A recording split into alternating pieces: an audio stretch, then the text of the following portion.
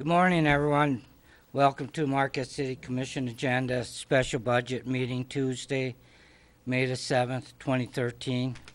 Meeting called to order at 8 a.m. in the Commission chambers. Would you please join us in the Pledge of Allegiance to the flag? I pledge allegiance to the flag of the United States of America and to the republic for which it stands, one nation, under God, indivisible, with liberty and justice for all. Thank you. City Clerk, roll call, please. Yes, Your Honor. Commissioner Kambenzi. Here. Commissioner Coyne. Here. Commissioner Ryan. Here. Commissioner Snyder. Here. Commissioner Stonehouse. Mayor Pro Tem Nemi.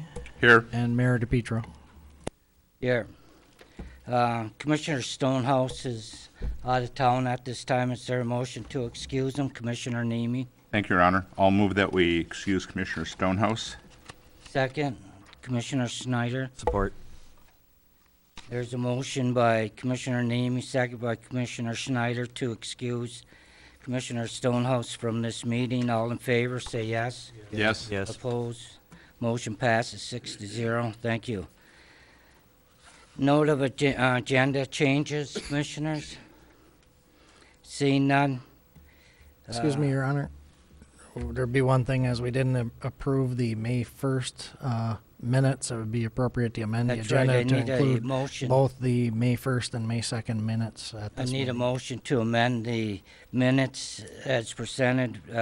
We're adding the May the 1st to this also. So is there a motion to amend? moved. Commissioner Coyne?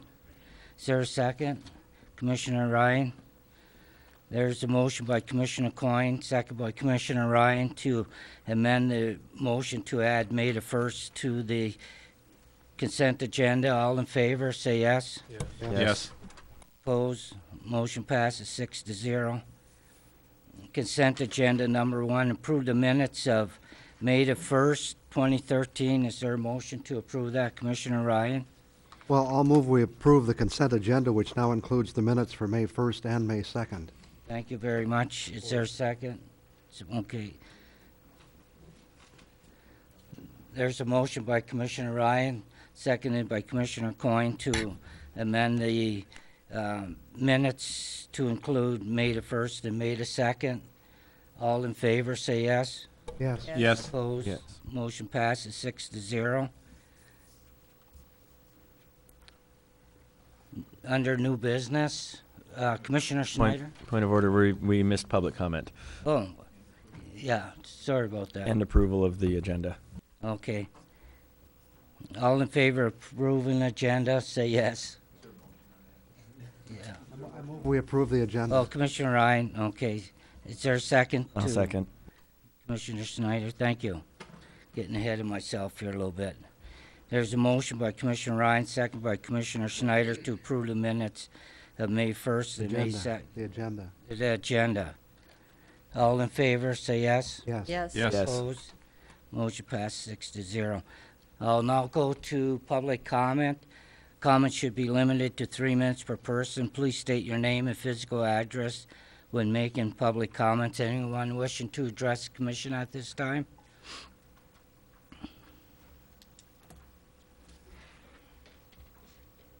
Hi, my name is Carrie Biolo. I'm at 337 Blemhuber Avenue. I'm here to talk about the First Thursday Concert Series. It's a city program that is put on through the Arts and Culture Center. They provide posters, they put the city stamp, city funded, or, the city stamp on all of the posters. It's on the website. They give advertising. Basically, in exchange, musicians provide 2 hours of art for a $5 suggested donation to defray the artist's costs, as it's often put in advertisements. I think that's a huge problem, that you're offering a program and you're not properly funding the program. And I think perhaps that problem comes from there's no musicians union in town any longer. Back in the early 80s when I was playing in the city band in high school, I had to join the musicians union. And I left this town as a member of the musicians union and have come back 20-some years later, and there's no musicians union. And now the city's putting on a concert, and it's $5 suggested donation to defray the costs of the artist, which often ends up as a tip jar. The one that they used last Thursday actually said tips on it. I'm not sure that tips is really payment for a service provided. I'm not sure that we pass around the tip jar for anybody here who wants to use the toilet to pay for the plumber. You know, if anybody might want to give a tip to the plumber, maybe they'll take their suggested donation as they leave your house when, you know, it's not so much suggested. And I think that's a real problem. It's the value of art. Right now, the value is 0. We've given it a value of 0. It might be even less than 0 if somebody comes in with their $3.87 cup of coffee and the $5 suggested tip jar is there. Well, let me reach into my pocket and I'll give you 27 cents. It's very offensive for a professional musician to live here and not get compensated for that job. And I think a solution would be, instead of a suggested $5 donation, you charge at the door. You put a city employee right there at the door and you say, this is how much it costs to come and see this artist. You've now taken the value of 0 and you've given it a value. You've put a value on art, which is extremely difficult to do, especially politics, the city, and culture. How do you put a value on something that's artificial? Art is artificial. How do we value it? Well, unfortunately, the city's now leading the way for we value it by a tip jar for our musicians. You know, we value it as a tip jar. I think it's also a problem because people go to the library and they go to the community room and they get to hear awesome programs that the library puts on, and those are funded programs. I've never played for the library for free, for the Peter White Public Library. They have a trust fund, and you get paid, and you present those concerts, and they're free. If we want to do a free concert, free is free, and it's not necessarily good to pay the artist nothing or to give them a tip jar. I'd like to refer to the Parks and Rec Master Plan from 2011 to 2016. On page 90 of that plan is the need for recreation programs and activities. 62% people in the community say they attend community special events. 60% attend live theater and concert performances. They have a need for it. They have indicated, they've answered the question, do you have a need for those programs? So 60% of the people in Marquette have a need for that. You go on to page 92 of this Rec and Master Plan, and in bold, attending live theater concert performances had the highest percentage of respondents selected as one of the 4 program activities they would participate in more often if more programming were available. So instead of going to write a whole new 5-year plan for the arts and culture, why don't we go to what we have? The city has already responded to your survey, and we said, we want these live performances. Ma'am, we want this. You got 20 seconds. Okay, so I think I pay taxes just as much as everybody else pays all of their taxes. We paid $2,600 for poop bags for our city. We can't pay musicians to play. I pay sewer and water just like the lady who was here yesterday. I pay a lot of it in the winter because I have an ice rink. Every time I go to Lakeview Arena, I pay my admission fee for Lakeview Arena. I wish when we drink our fair trade coffee, 20 seconds we are think up, about ma'am. those musicians and give them fair trade as well. Thank you. Anyone else wishing to address the commission at this time? Anyone else wishing to address the commission at this time? Seeing none, I'll close this portion of public comment and move on to new business, Downtown Development Authority, City Manager. Thank you, Your Honor. For this portion of the agenda, we have DDA Director Mana Lang here to lead us through.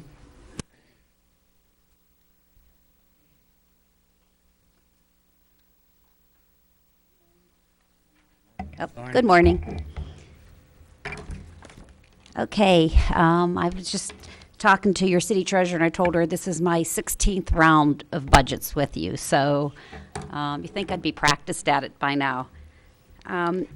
We submit our budget actually as a separate book item, and we will have that on our website subsequent to this presentation. So if we want to just kind of go through, I'll just give you a little background through the book for those that don't have one. There begins with an introduction, a little background on the DDA, and talks about certainly our fundamental goals. Number one is to increase property values, to create and maintain a favorable business environment in the downtown district and in the city, to ensure the sustainability of the district, and then to support downtown property owners, businesses, and residents. The second page is just a list of the board members, and I won't go through those. Like I said, the book in detail will be on our website. Page 3 talks about our short-term goals and ongoing initiatives and our long-term goals.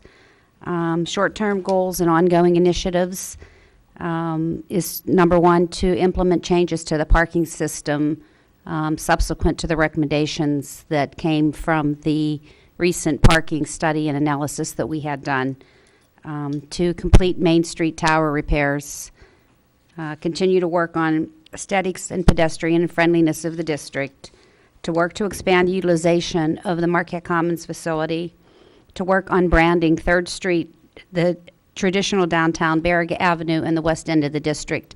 And this is a challenge that we're facing, how we're going to bring all of these different parts of the downtown district now together.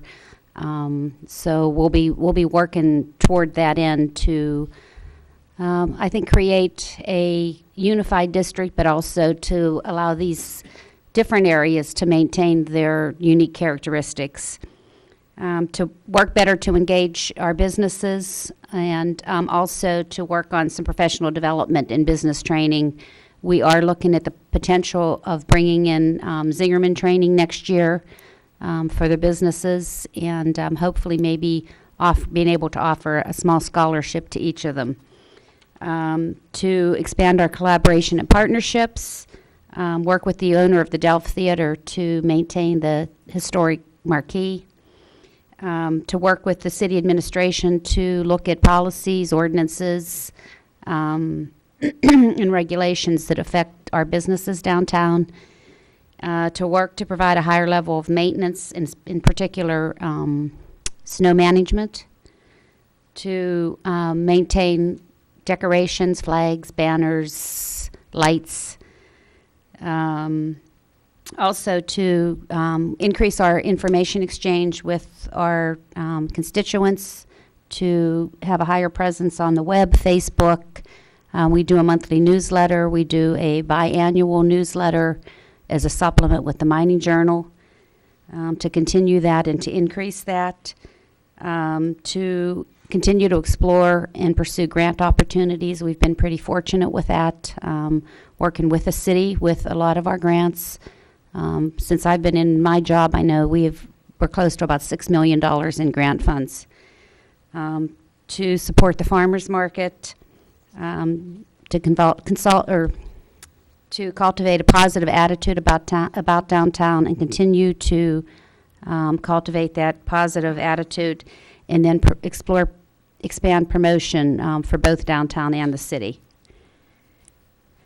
So in order to do that, we need resources. So if we look at page 4, there's actually a budget summary, and my thought was that there's a lot of backup to this budget. So I thought I would go through the summary and then go through detail at your request and at your questions. Commissioner Nemi? Mona, is this a 15-month budget like also, or? Yes, it is a 15-month Okay, budget. So 2014, if we compare to 2013, we're actually comparing kind of apples to oranges because with the transition to the new charter fiscal year.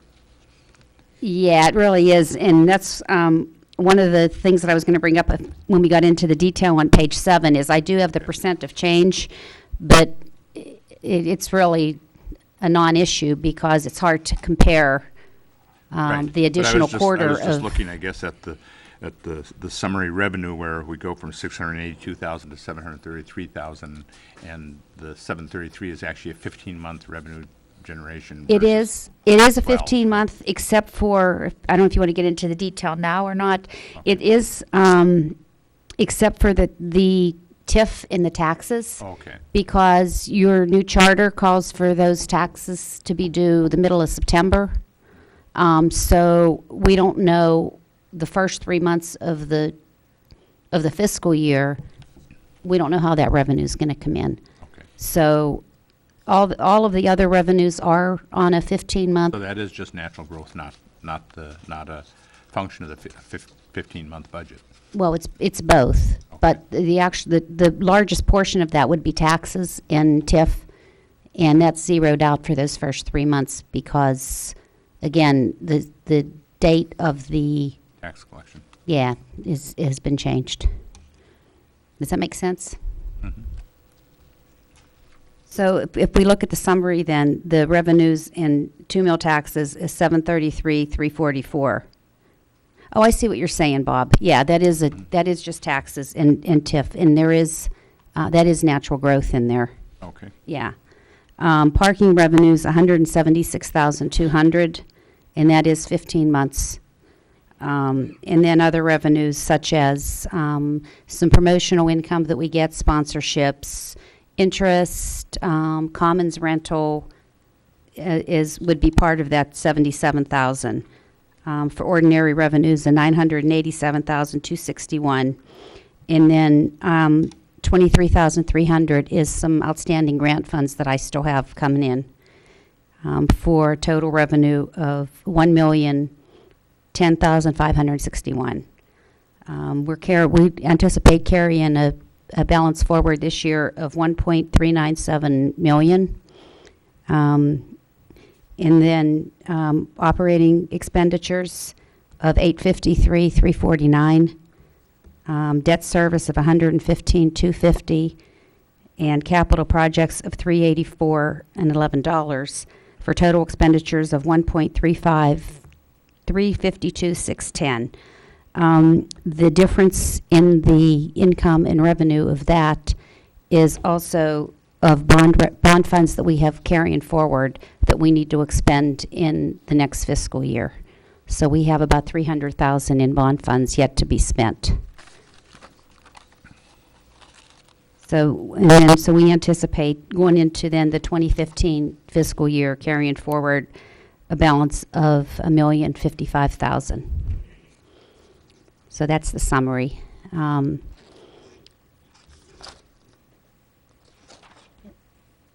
And then the following page, I have schedule of fees. I don't know if you want to go into some budget detail before we look at the fees. Commissioners, what's your pleasure? You have the floor. I got the floor? Well, then we'll just, I guess, keep going through the budget then. On page 5 is schedule of fees, recommended fees for the 2015 fiscal year. Some of the modifications that the DDA board is recommending is for parking permits, full-time parking permit, to increase it from $20 a month to $25 a month. Back in 2000, they were actually $30 a month. And in an effort to increase utilization, the DDA dropped those fees to $20 to encourage more and more people to actually use the rental parking. Our parking fund, as you know, through the years, we've been struggling with it. does run in deficit, and we need to really start looking at in ways to make that system self-funding. And so we're recommending a small increase in the rentals, and also to eliminate the part-time rental at $10 a month. It's hard to enforce that part-time rental, and there's a lot of abuse with that.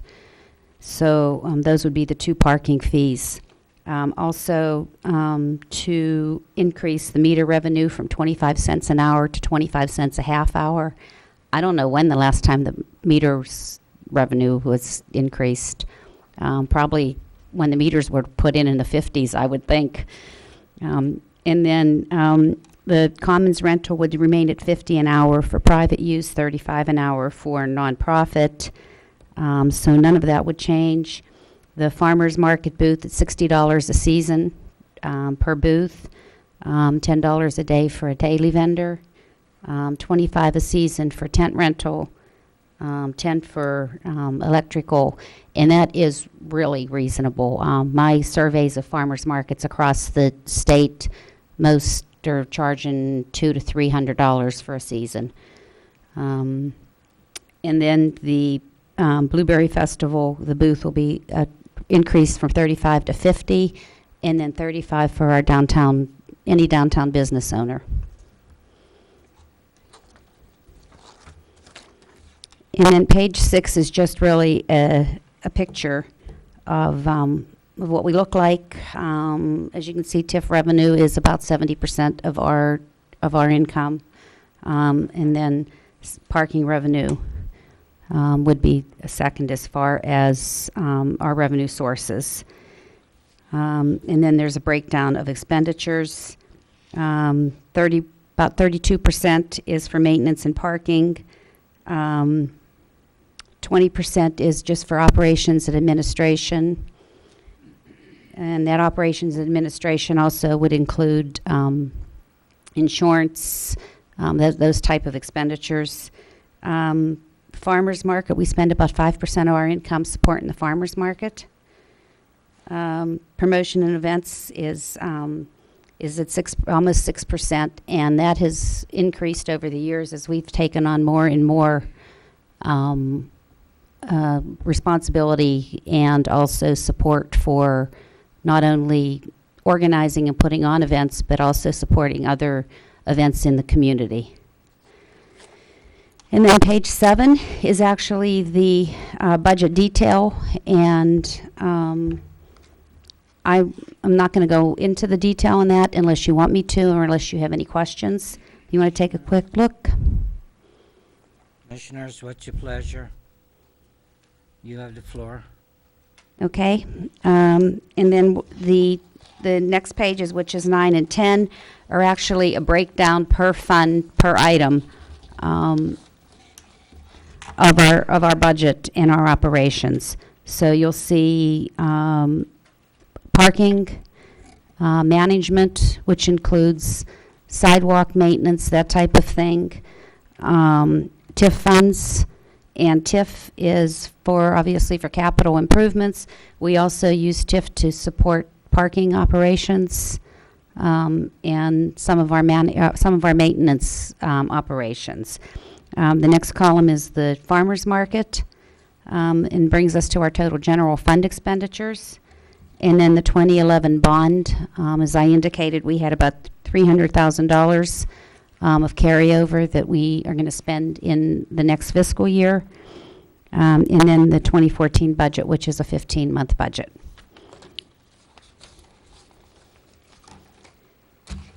Okay, and then page 11 is, that is actually the parking fund operation and analysis.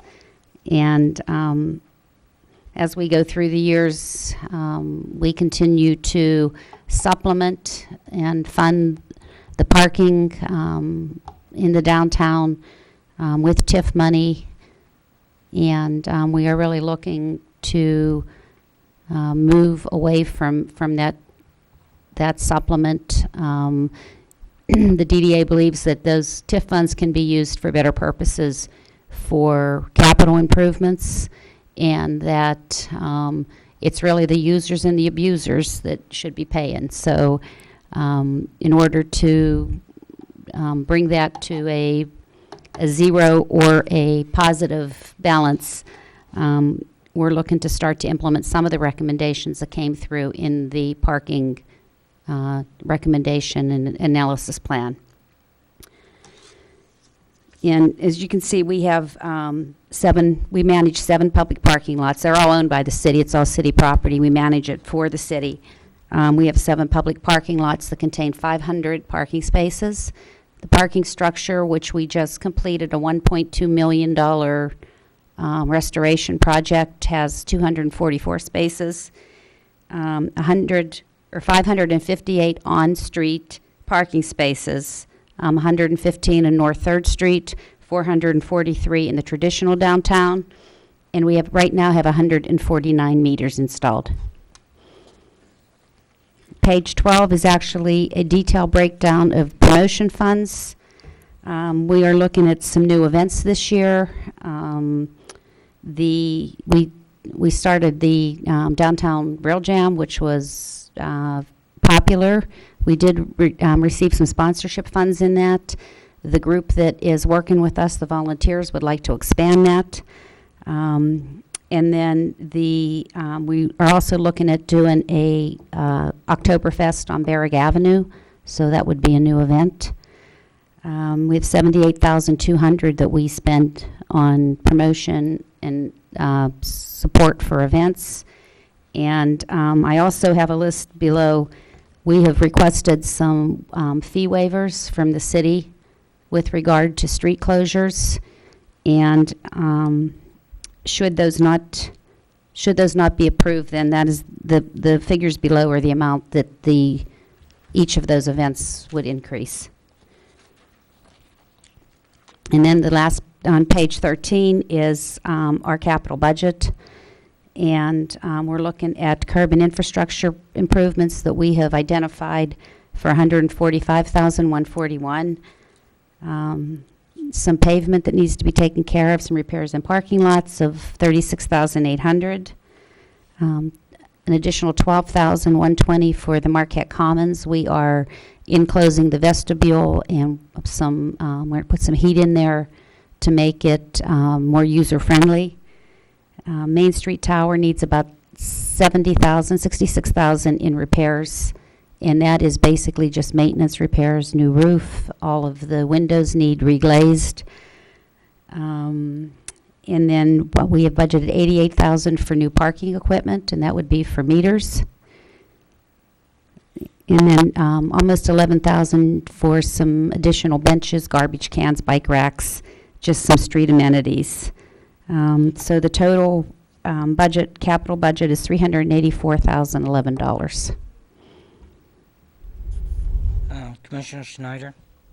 Mona, if you don't mind, I do have just a few questions. On the parking equipment, the meters for $88,000, is that upgrades for our existing meters, or is that expansion of our metering system? That would be expansion of the metering system, as was recommended in the parking management plan. Cool. That's kind of what I was hoping. I thought the plan was quite good, and I was wondering if I was going to see that in this year's budget. And then also for the where was that? I think it was furnishings that are also going to cover some of the new trash cans around. Yeah, we need to. 3rd Street needs trash cans. Wondering if all those will include recycle bins, or are they just going to be trash receptacles? They'll probably be just trash receptacles. I will know that we need to look at the recycling.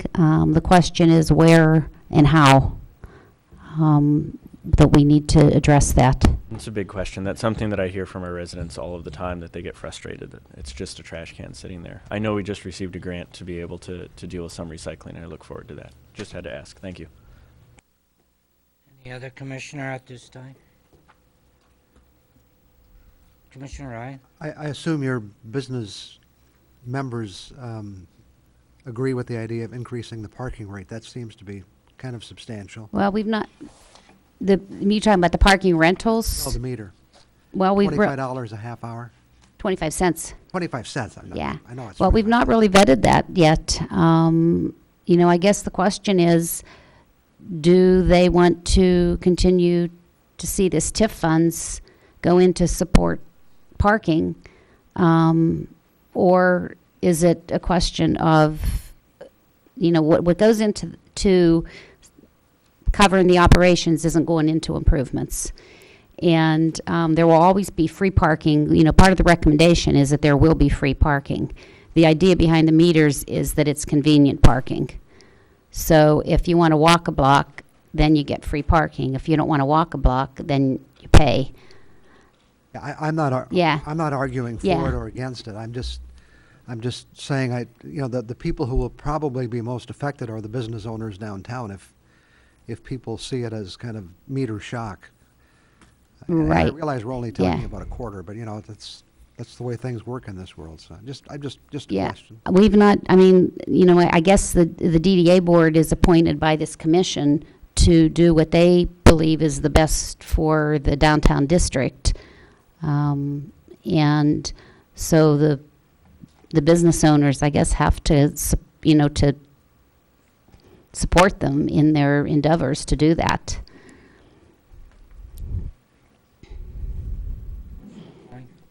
I have a couple questions.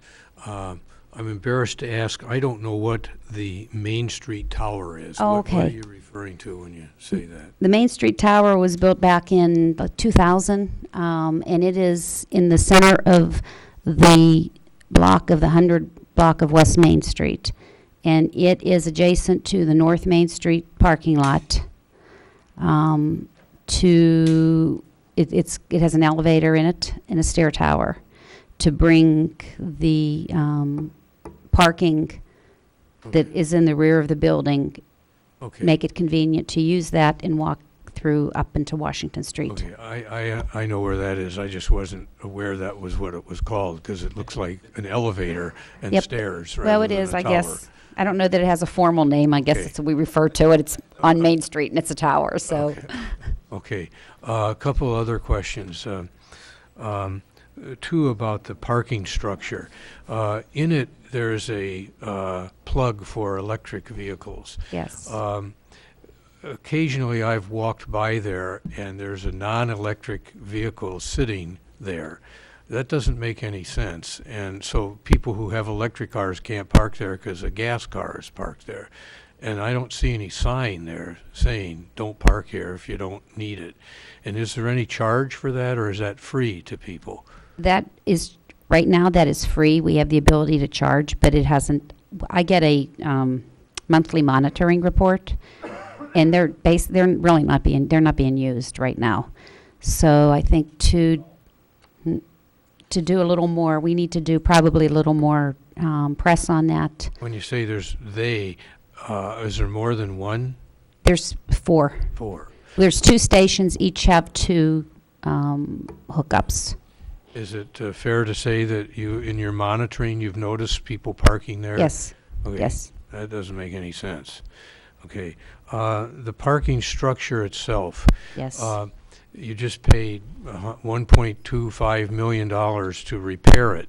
Do you have any plans for accumulating funds over a period of time for like the next 20 years when it needs to be repaired again? That hasn't been set up, but that is, I think, something that needs to be done. A certain percent of the budget every year should go back into what I'd call sinking funds. And that's not in this budget? No, it's not in this budget. Okay, well, I'm just bringing it up because I think the DDA ought to do that, because and it's not just the DDA, the city didn't accommodate for that either, so Yep. that's not so great. Another issue that we've raised in discussions was the traffic flow on Front Street is way too fast and way too dangerous. Has the DDA aware of that, and have they addressed it, or do they have any plans on trying to slow the traffic so the shoppers who are there and the people who are going to professional places won't get killed? Well, I agree with you because my office is there, and I jump around cars a lot of times trying to get through the crosswalk. What we have done, I have worked with the city police department. I finally have received approval. We're going to try buying some signs that say to yield to pedestrians and crosswalk. The signs are pretty expensive. They're about $400 a piece. So we're going to start with 4 of them and start to at least bring some awareness that pedestrians have the right of way. But the Front Street problem goes a lot further than just the crosswalks. It starts up at basically the roundabout and cars coming down. I did have a meeting last week with some city staff, and we discussed maybe some inexpensive ways to control that traffic and slow that traffic down. Part of the other problem is the Berg Avenue and Berg Avenue intersection is just so wide that cars just come rolling down there and make that left and onto Berg Avenue. That also, when we had our parking study, that came out of the parking study. The parking consultant looked at that traffic on Front Street and had the same observation that it just moves too fast. But, there's only so much, as the DDA, there's only so much we can do because the city obviously controls that, and City Public Works and City Engineering. But I think maybe starting with the signs just to get some awareness out there of pedestrians will help. Thank you. Commissioner Schneider? Cool. Very happy to hear that you're putting some signs in that are yield to pedestrian signs. In my tenure on the commission, we've been asked numerous times, and I've been asked numerous times about pedestrian safety, particularly in crosswalks and generally downtown. But I'm kind of curious, if we're putting in yield to pedestrian signs, do they have any teeth? Or are they just assigned to warn people? Well, the police department has told me that is state law. So, I can't enforce it, obviously, right? But that's interesting. I've heard both that it's state law and that it's not state law now. So I'd kind of like some clarification, because I'm concerned if we do this downtown that people will get confused and use it in crosswalks in other parts of the city as well if people start yielding in the downtown area. So I'm kind of curious if this is going to spearhead in downtown, if it's going to have ramifications throughout the rest of the city or not. Well, I can't answer that because obviously I'm not in law enforcement. Right. No, it's but just... I would hope that when people when a car sees someone's in the middle of a crosswalk, that rather than going around them, they would stop. And it I would doesn't hope so, happen too. in Marquette. I can guarantee you it doesn't. Well, I am really happy to see the DDA taking the steps to try and curb that and slow it down and make people aware that pedestrians are using the crosswalks. But I definitely hope that the city can figure out a way to work with you on that, and then for the rest of the community as well. Thanks. Commissioner Ryan? In the past, the DDA was taking the lead, I believe, and trying to get some additional recognition of the downtown area as a historic district. I don't see that on your list of goals anymore. Is that? Well, we started that process. I have a half-written nomination. I found someone that can come in and help us finish up that nomination, and the board tabled it. So I kind of got it got stalled. So no, it's not in the budget at this time. It's not even on any of your goals. No. I think the city was kind of depending on the DDA taking the lead on this issue. I'll definitely be happy to take it back to my board and readdress it with them. Personally, I would, that would be a goal of mine, is to move that forward. But at this time,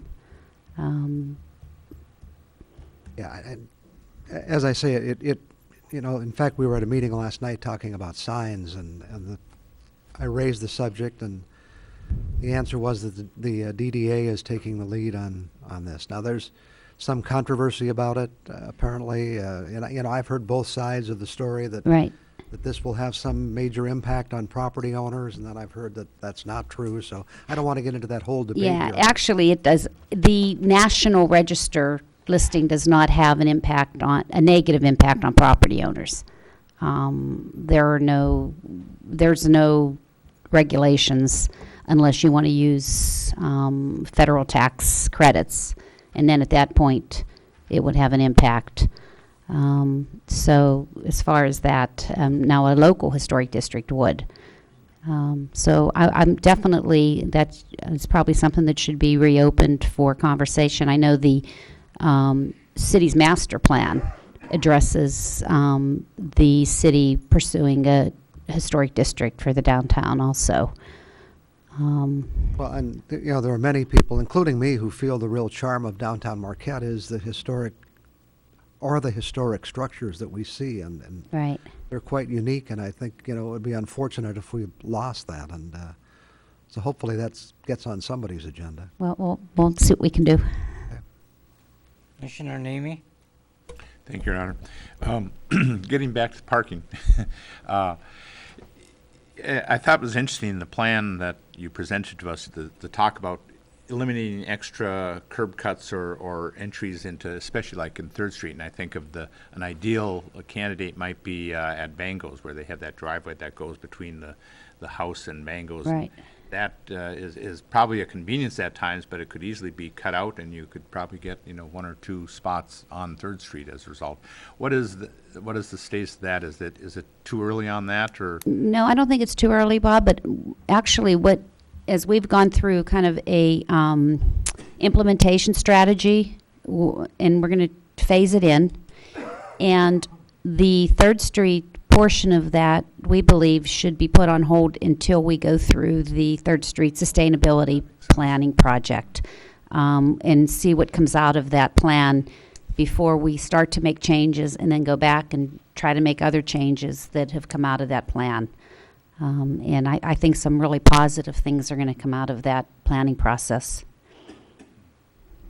Just one more item is on back to Front Street. I agree. I think we need some sort of traffic calming on Front Street, and I think probably everyone agrees on that. And I would posit that perhaps that's maybe not only the responsibility of the DDA, but maybe we as a larger city, the citywide, has some sort of responsibility to address some of the Front Street problems. That may not be something that just has to be done by Yeah. the DDA, but certainly we would want you folks take the lead to do that. But perhaps we should support that, and it's not just a DDA function. No, out here, we work well with the city. I think we always have had a good history of being a good partner and having a great collaborative relationship. So certainly we can continue to pursue that. But one final question, just dawned on me. The parking, the revenues, at one time that was shared between the DDA and the city. Is that still the case, or? The parking meters, no, that we now receive 100% of the parking meter revenue. And that's why we're going to wean you off of the maintenance contract Right. at some point? Yeah, at one time, we received a substantial maintenance fee. It's gone from 55. Next year it'll be 10,000, and then that's the end of that. Any type of stipend from the city. So as we increase and we can raise meter revenues, those funds can then be put back into additional maintenance in downtown. If obviously every winter I cringe because I know that those snowbanks are going to grow, and it's expensive to remove them. And we might be able to add some additional snow removal if we can get our revenue up to enable us to do that. Okay. That's all I have, Your Honor. Okay, thank you. Commissioner Kambenzi? I have a few questions. The first one is on the Music in the Village program that you do, and it says that you budget $2,500 for that program. I know it runs all summer. Is that to pay artists, or what is it? That is three. We do three. It's three Thursdays, the 4th Thursday of each month in the summer, and that's actually for marketing, promotion and marketing of that program. Each business gets their own musician and pays their own musician, and then what we do is we coordinate it and we market it and advertise it. Okay, thank you. And I would like to weigh in on the parking downtown. I just recently went to Duluth and paid $1 for 40 minutes in their downtown. Not that we're Duluth, but I think people are used to paying more for parking. So I don't have a problem with, I guess, the parking going up in cost, or the time going back down for a half hour. The last thing I want to weigh in is the historic district. And I think it's a very important topic. And I only recently, as of last night, like Commissioner Ryan, learned that we're debating maybe a local district versus a state or federally recognized district. And while I think it's nice that the local district would allow us to kind of control it more, I think there's many benefits for the state and federal program for businesses, and the big one's funding.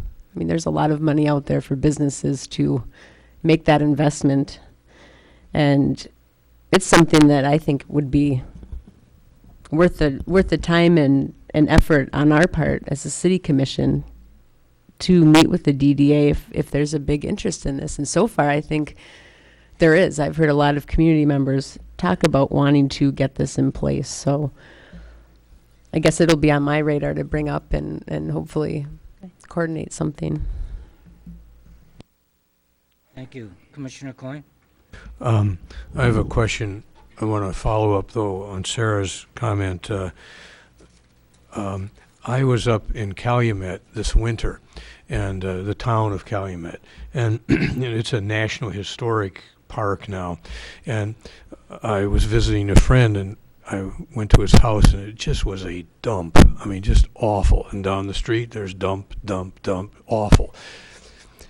Well, the problem with that is you go inside, and it's spectacular inside, a spectacular house. I mean, so I said, I know him pretty well. Why is the house so nice here, but outside it's a dump? And he said, well, every nail, every window, every screw has to be approved by some bureaucrat in Washington, and it's so expensive that no one can afford to do the outside repairs. So I think that speaks maybe to why local historic districts have some benefit, because it really does.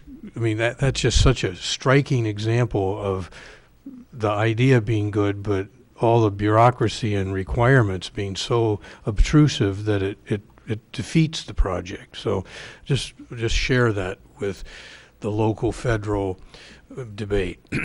I'd like to ask you a question about the 3rd Street. You know, I really noticed your presence on 3rd Street this winter, but I don't, and I may be missing something. I don't understand the revenue derived from making 3rd Street part of the DDA in terms of, are they the TIF district and the 2%? Now, would you explain that? And I don't see that reflected in the budget in terms of a huge amount of increase in your operating budget revenues. Well, there isn't. The 3rd Street, they have a 2 mil tax on the property now. It's actually like 1.88 something because of the Headley. But it brings in about $17,000 a year in 2 mils taxes. And dependent on the personal property tax issue that we'll be looking at next year, that'll be reduced even further because, you know, if personal property taxes are not taxed, that'll decrease also. It's really just enough to pay for their flowers, pay for their flags. You know, we spend about 2 hours a day with maintenance time, sweeping and cleaning, doing handwork. It's not a lot of money. Well, I'm glad I asked that because I thought it was a bonanza for the DDA, and it's not. No, it's, if anything, we're probably supplementing that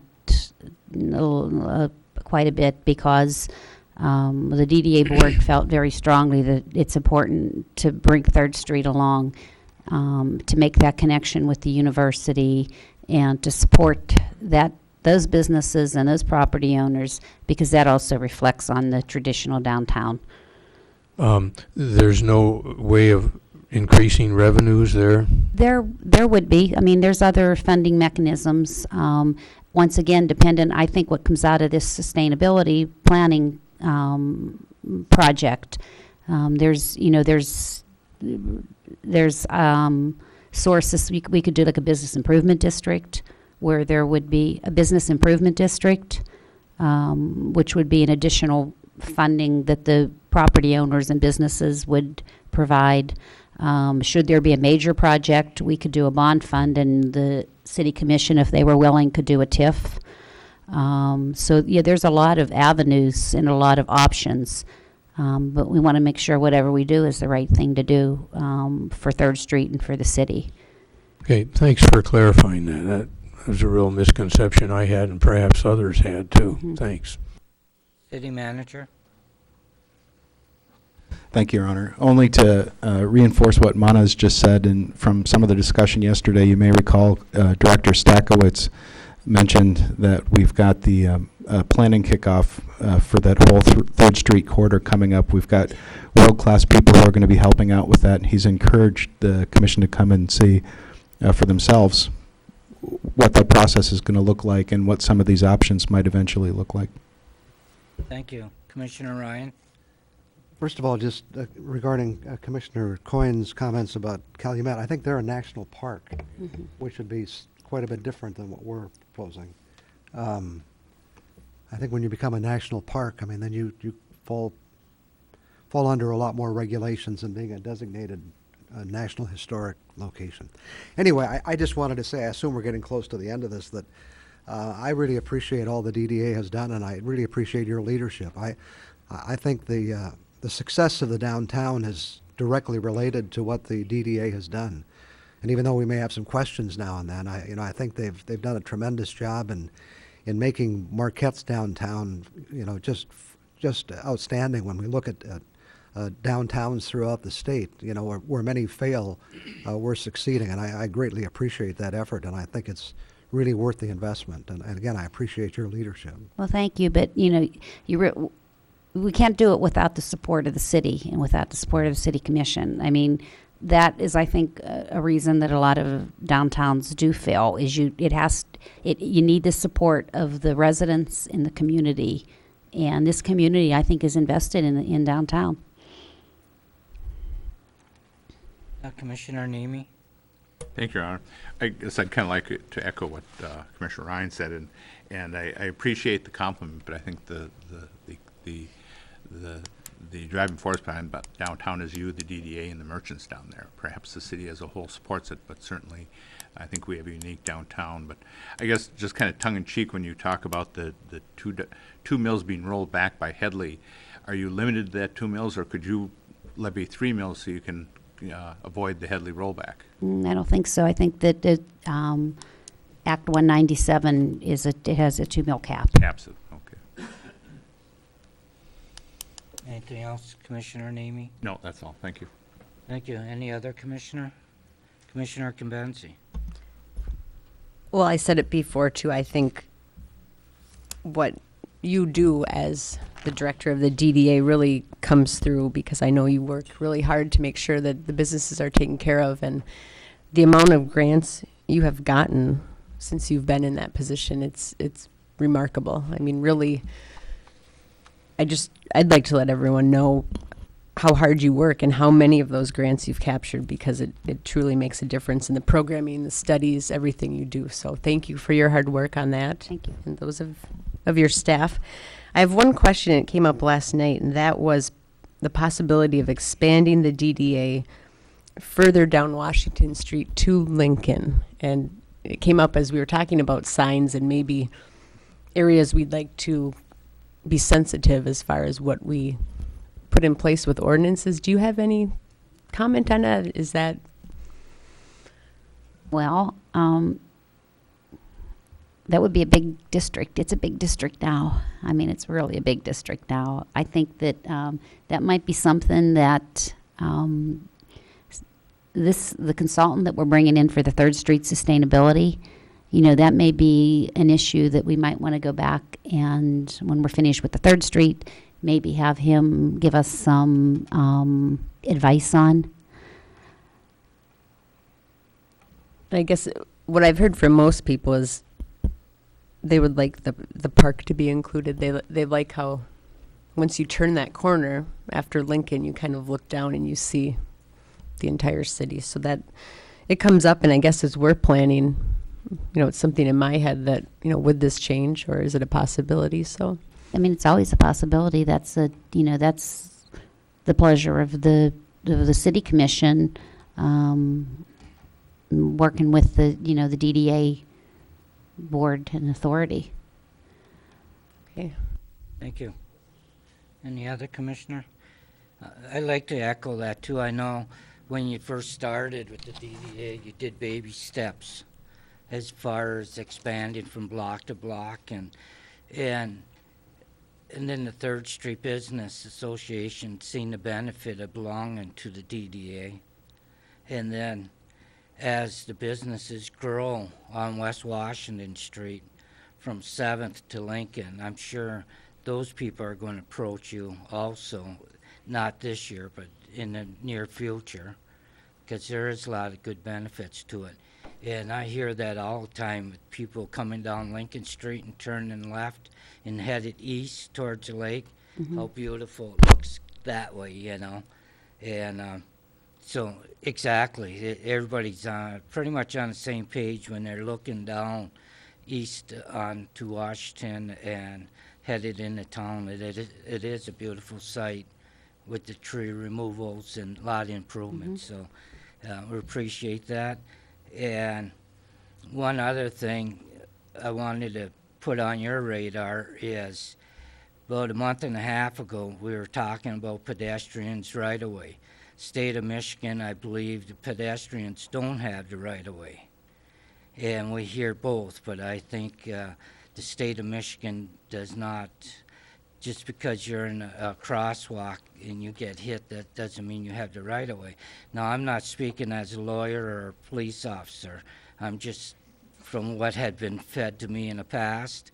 And Ann Arbor had a very excellent idea of having their signs saying pedestrian has right-of-way in a crosswalk.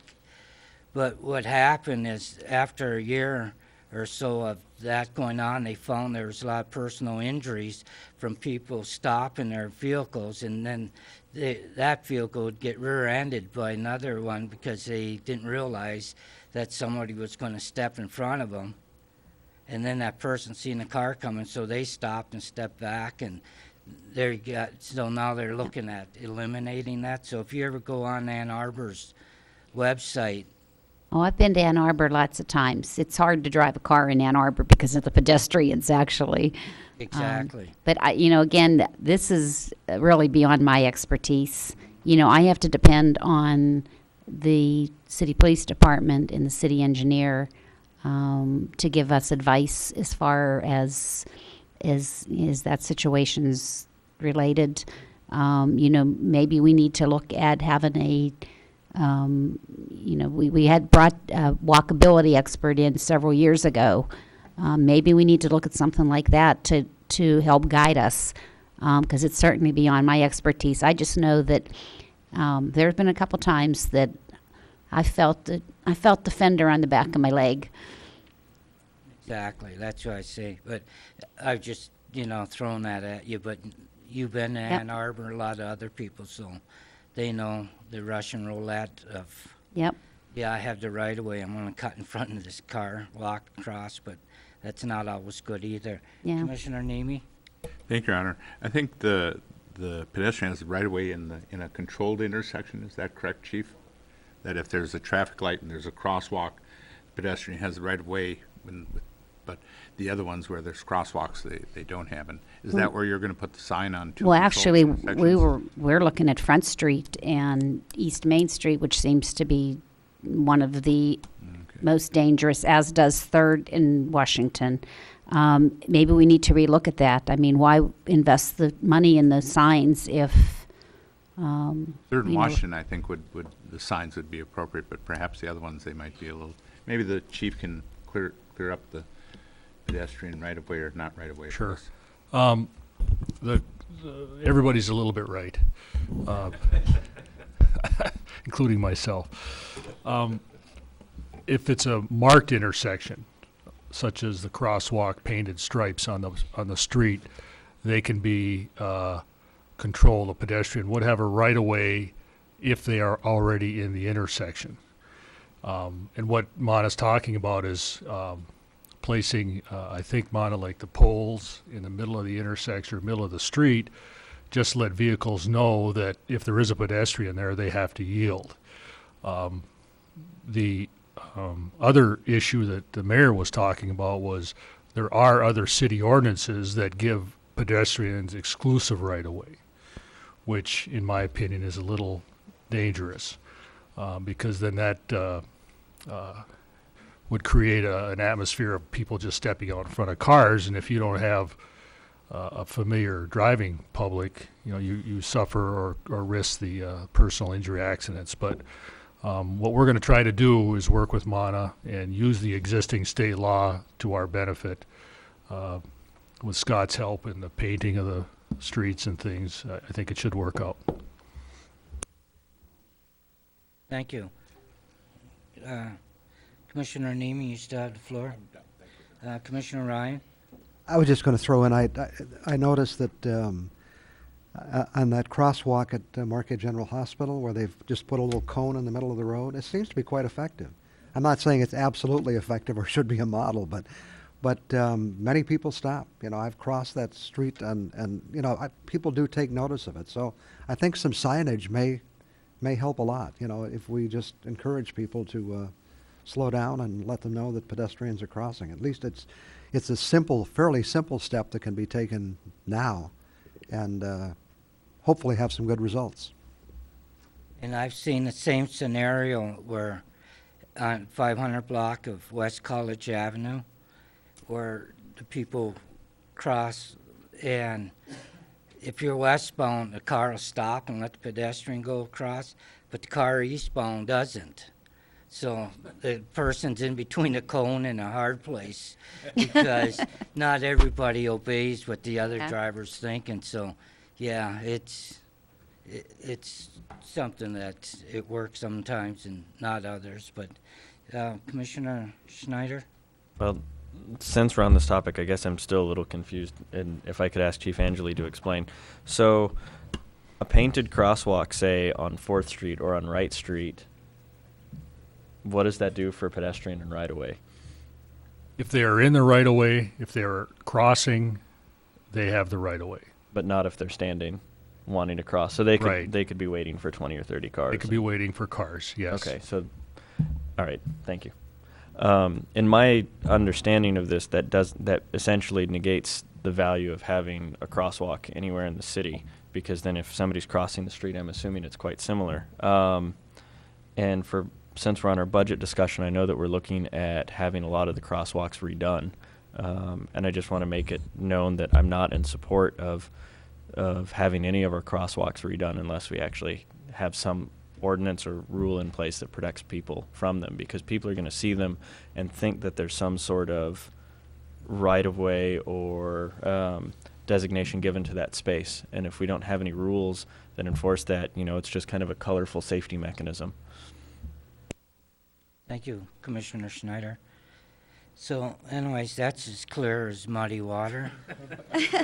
Anything else, commissioners? Seeing none, you have the floor. I'm done. Thank you. Appreciate it. Appreciate your support. And looking forward to another successful year. Thank you.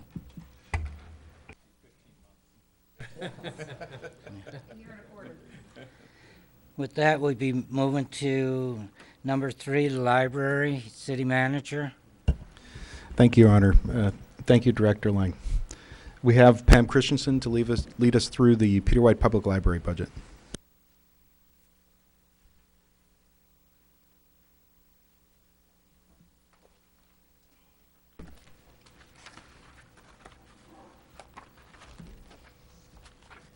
Am I on? Okay, I'll just do some background about the library first. The Peter White Public Library is the largest public library in Michigan's Upper Peninsula. We have been in business for 112 years. We were established by an act of the Michigan legislature in 1891. The act of the legislature also, if you read that act, and I know quite a few of you did because it came into issue when you were working on the charter revision, that act established the library, it established the board as an autonomous board, and it also set a millage that was voter approved in 1891 by Marquette City residents. It set a millage of 1 mil for support of the library. And that act was amended in 1929 by another vote, which brings our millage up to 1.5 mils. The library is open 7 days a week during the school year from September through May. We're open 69 hours a week during the winter months. And then we do not have Sunday hours during June, July, and August.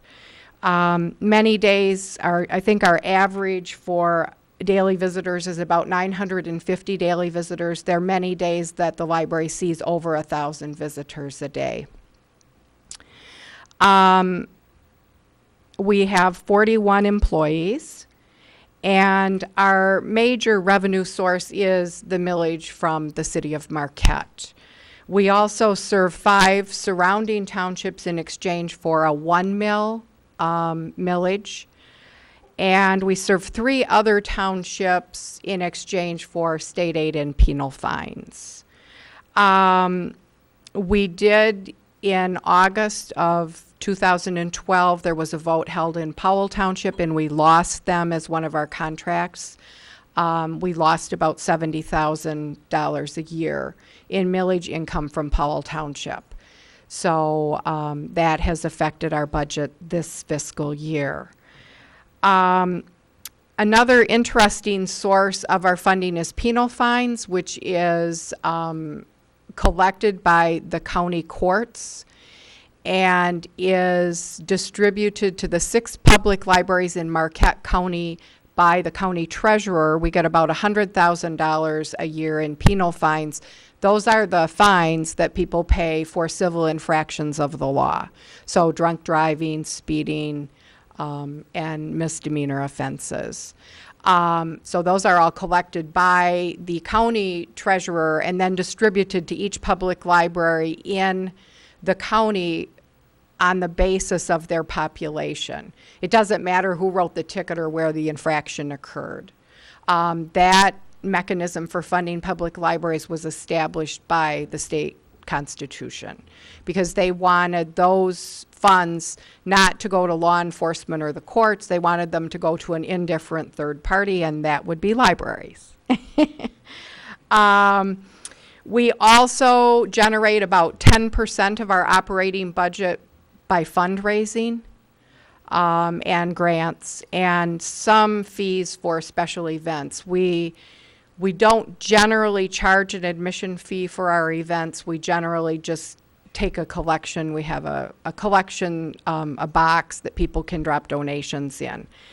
But if you look at our budget, we're open about 340 days per year. And if you look at our budget, it's about $5,250 per day. So our fundraising allows us to operate about 34 additional days in the year. So if we didn't do that fundraising and didn't raise that $180,000 a year, we would be a much different institution. We have 41 employees, 13 of those are full-time, 28 are part-time. Most of our employees, other than our library administration and our 12-hour-a-week library pages, are represented by AFSCME. The last contract that AFSCME wrote with us in which they received a wage increase was July of 2010. No one at the library has received any change in their wages since that time. Basically because we are just sort of maintaining our services and programs. We haven't had any real influx of new funding. And so a lot of people have asked me, oh, well, what about the sale of Marquette General? In property taxes, we're seeing about 70,000 from that, which pretty much plugs that Powell Township hole that we encountered when the Powell Township voters did not pass the millage. Let's see. You'll notice our statistics. Last year was one of the first years that we actually saw a bit of a drop in our attendance and in our circulation. If you'll look, we give you the statistics for the past 5 years, just because they vary. And weather has some things to do. On a weekend during the summer, if the weather's nice, I joke you could shoot a cannon through the library and hit no one. If the weather is bad, we did very well during Marquette School's spring break because the weather, if you recall, was cold and yucky, and a lot of people who even had planned vacations couldn't get out of town either by driving or by flying. So we were as busy as we've ever seen during spring break, but we are very weather dependent. I think in some ways, some of the electronic and some of the technology has affected our business. We realize that, although we have tried to keep pace with technology. But basically, our budget has stayed pretty static for the last 3 or 4 years. I don't think most people realize that we've cut just about everything we can cut to try and maintain our services. We haven't cut our hours. We have cut some of our staff people's hours, and we have not replaced some positions or not replaced them at full time. If you look at our expenses, one of the large expense categories that you just can't cut is your utilities. And we pay about $85,000 a year in electric. We have been working to become more energy efficient. We have 63,000 square feet. We're probably one of the city's larger buildings, and very busy, open 7 days a week.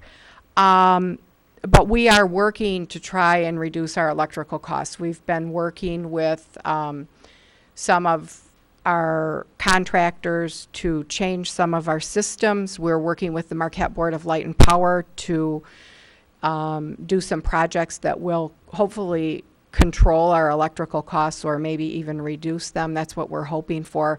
We would like to be much more energy efficient than we are. And that's one of the areas that we've been targeting in the past year. So if you look at our budget, you will see that we are going to be making some building improvements. A lot of people think about the library building, even I think about the library building as being new. In October, the renovation and expansion project, we opened 13 years ago. So we're now looking at having to replace flooring and furniture, et cetera, and we just don't at this point have that in our budget. We will probably have to do a small capital campaign. One thing that I am quite excited about, and you may have seen on news coverage, we are replacing the flooring in the Huron Mountain Club Gallery, and that will be done probably at the end of this week. But that flooring was very unsightly. The product never performed the way we thought it should, and that project is being done at a cost of $25,000. But hopefully it will last us for many years. Another thing that we do spend money on is our materials, and we have, I guess technology has changed because in addition to buying books, newspapers, and magazines, print materials, we also have to purchase electronic materials and provide computers and a number of software packages.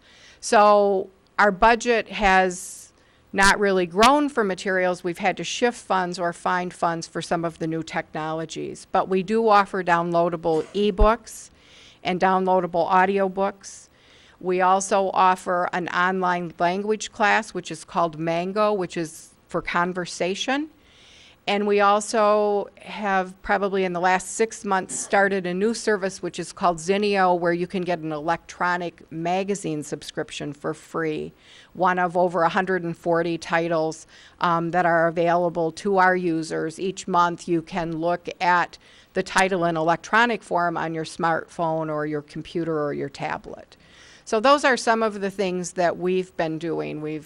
Our board's been very good at shifting money and redirecting money so that we can try and keep pace with demands. One of the demands that we do see, though, is for programming. And if you'll notice, our programming numbers are up. This is programming for children, teens, and adults. We're very busy. Other organizations and agencies provide programming at the library, but a lot of it is ours.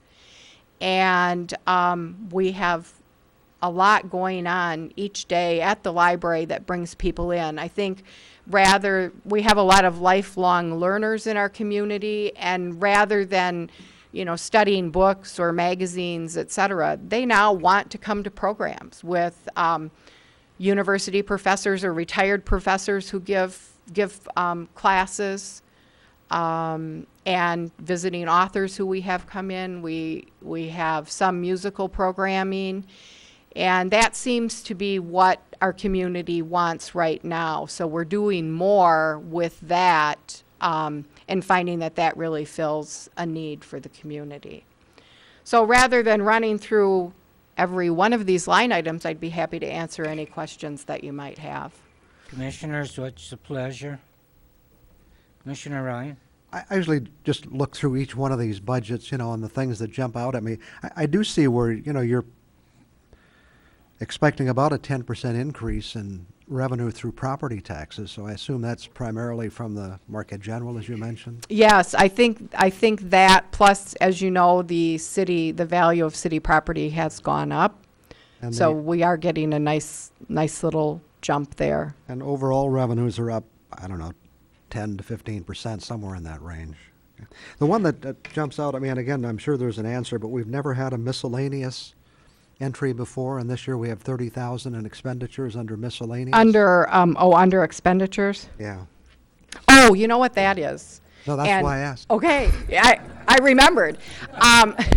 We have, as the city, staff carry paid leave time, either sick leave or vacation leave, and we have never funded that. And I know that the city commission has worked hard to try and fund that, so when people leave, it doesn't come out of the general budget.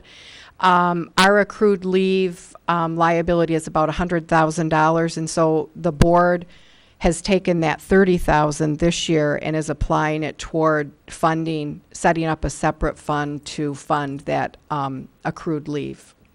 It's probably not in the right place, but hopefully Gary will get it in the right spot for us. We know the answer anyway. Those were the only real questions I had. I think the Marquette Public Library really sets a model for libraries everywhere, and you've been recognized for it, so I certainly appreciate that effort.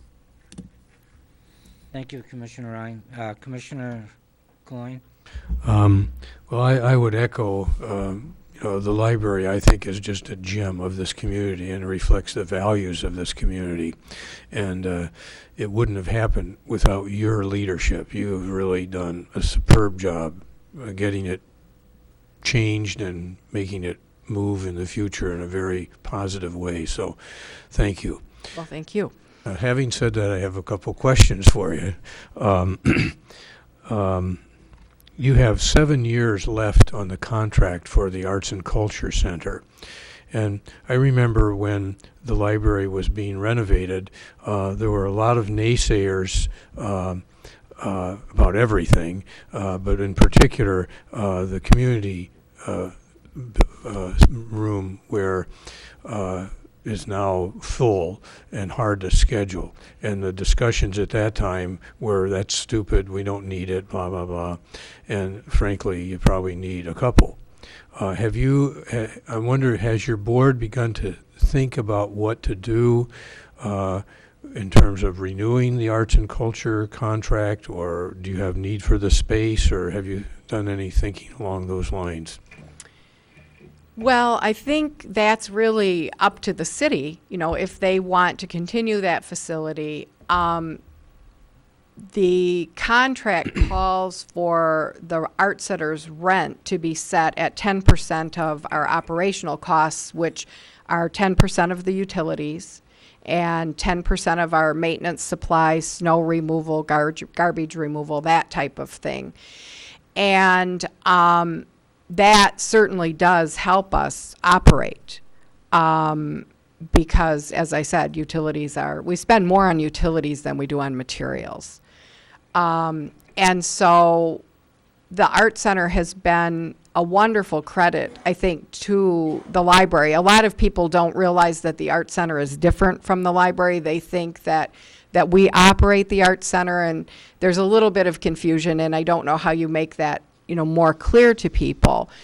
But I guess we have found that it's been a huge benefit to the library, and I think it provides a lot of synergy with what's going on at the library and what's going on in the arts community. We definitely could use the space. As you point out, our meeting rooms are heavily used. In fact, we took our Lions adaptive technology room, and as the adaptive technology was phased out, because adaptive technology has become more and more a part of regular computers, we've made that into an additional meeting room because we had such demand for our space. So if the city decides that they can support a standalone art center, or if it should be folded into some other facility, we would be able to make use of that space. There would be a budget hole for us to fill, and we understand that. I do think it is time to do some long-range planning and looking at what the needs are for the arts in the community. But I think we would make very good use of that space. If we could come up with a way to use that space so it would fill that budget shortfall, that would be the best case scenario. But it's something, I guess, that we have to talk about, and we haven't really done any planning saying in 7 years the art center won't be there. Well, thank you. And I think it's important to point out there's some downsides if they do leave for you. And I don't think it should be done 6 months before the contract is ended. I think both groups should really begin to talk and plan, and because 7 years isn't very long. Right. And actually, part of our attendance drop for this past year, the youth theater activities, were moved to Graverette and Kaufman. And when you had all those theater rehearsals with, 30 to 80 kids in a play, every night of the week, that's where people say our shortfall is in attendance, was from those youth theater kids. Yeah. So it really does do a lot for us as far as our statistics. I have one final question. The non-resident card. Explain why you have that, and about how much does it cost? Why is there a non-resident card? The state of Michigan, because they give us state aid, we get 22 cents per person in our service area in state aid. Can't even send you a letter with your state aid. But the state has said, because the state does fund libraries, that we can't deny access to a Michigan resident to any public library which receives state aid in the state. But you can identify what services those people are entitled to. And so we have said that only residents of our legal service area, which is the city of Marquette and those 8 surrounding townships that we serve, are the only ones that are allowed to register for a library card with no charge. And because we get millage from the city of Marquette and 5 surrounding townships, it's not fair to extend library borrowing privileges to people who haven't made some sort of contribution to the library's operating budget. And so we have chosen to peg our non-resident card fees at an amount that's about equal to what the average city taxpayer pays. And so what we look at is the millage, the 1.5 mils, which has actually been reduced by Headley to about 1.36 mils. We've taken that on the median home value in the city, and then also the library bond issue that was used to help construct the facility. And that's about 2.1 or about 1.9 mils. And we take that against the median house price, and that's how we set our rates for non-residents. So that they're paying approximately what a resident in the city of Marquette pays to support the library. Thank you. And the reason I ask that is I wanted the commission to hear that and why it's done, and translate that into the future thoughts of a recreation authority, as well as the annual plea from sports groups to say, please, this is too costly. And many, many, many of those people do not live in the city, and the city people are subsidizing them, and the same would hold for the library. If you did not have that support, you would be significantly subsidizing other townships that don't pay anything. And there's a correlation there with users of recreation facilities that don't pay anything, and lack of motivation to join a recreation authority if everything is free. So I think that's an important concept, and how you have done it in order to maintain your budget. And we're in a budget right now, and we need to think about that when we're asked to reduce fees. Thank you. Thank you, Commissioner Coyne. Commissioner Combenzi? Well, I want to start off, first of all, by giving praise to Pam Christensen, because I know we have an employee at our library that is highly thought of and certainly looked upon highly, not only in our community, but I know in other communities around our state. I know she came here and kind of hit the ground running and has done a lot for our library, and it wouldn't be a lot of what it is today without your vision and your hard work, so thank you. I'd also like to praise the library board, because to hear that 10% of your funding is fundraising, that you dedicate to donor support or activities, I mean, that's amazing. And I know I have spoke about that with our Arts and Culture Center, depending on what way it goes. But I mean, here's a great example of how it really takes a community to make the program and make the library successful. So thank you, and thanks to your board. I know there's a few members here today. The Powell Township loss in revenue, will that be up for a vote again? I think the earliest we could do that would be the 2014 election cycle. And I did want to make one comment. Most of the township millages we do on a 4 to 6 year cycle, so that it coincides with a major election, generally the presidential election. One change with the charter and the fiscal year has actually improved, I think, our ability to go to the townships and have more successful millages. With the way the fiscal year started in July, we were always hesitant to have a November election, because we were already then, by that election, almost halfway into the budget year. And so if you lost those funds, you had 6 months to make them up. So that is one benefit. We will now be able to comfortably go to the townships and be on the November ballot. So the Marquette Township, the last 2 times they've placed the issue on the ballot, they've only done it for 2 years. So we have to go back to them in November of 2014, and we're hopeful that there will be a group of Powell Township citizens that will work to get their township board and their residents on board to do another library millage. I guess the last comment I want to make is it's hard to hear, for a public library that provides education and serves all demographics, that you're getting by right now. And I know times are tight for for most services, most programs, but it's hard to hear that because the public library, 1,000 people a day. I mean, what a service to our community. It's almost hard to put a value on it.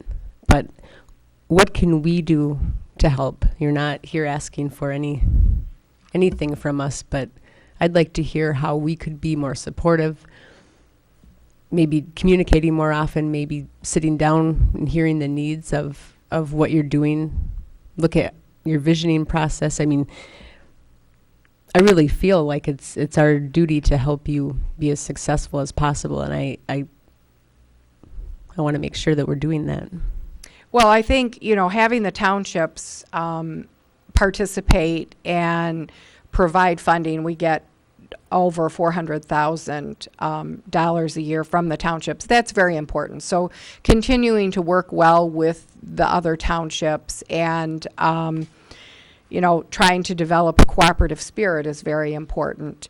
Our board has been reluctant to cut our services because we all know that Michigan's gone through kind of a rough patch with, falling property values. We're seeing that turn around, but they've been reluctant to cut any of our services, and we've just cut things that haven't been terribly apparent to the general public, and we're just doing more with less, which I know a lot of the city departments are doing. And I think one of the things that we may look at is, if there are other areas, Powell Township and maybe some other areas that we could expand into areas that are unserved or don't have the level of library service that they would like. Certainly the people who donate to the library, they're very important to us, and that really is what helps fill the gap. We do quite a bit of grant writing, and I think just the commission has always been very supportive of the library. If we hadn't had commission support, we wouldn't have the facility that we have now, because that was a very big thing to get through, and a $9.5 million project for a city this size is not always so easy. So I think it's just an awareness, and we appreciate the support of the city staff and the commission, and I think that goes a long way toward keeping the library the institution that everyone's so proud of in our community. Well, thank you. That was good to hear, I guess, what we can do, to help facilitate the partnerships with our surrounding communities. That's certainly something I think all of us can take on. And I just want to comment on Commissioner Coyne's comments about the Rec Authority and what it means to kind of carry that burden of a facility or a program on, I guess, one portion of the region's tax base. And I would like to sit down and hopefully have some meetings coming up so we can start planning. I mean, we do rent 10% of that space in the basement. Just looking at where we want to go from here and perhaps what the library is doing. But I would look forward to more communication with you and just,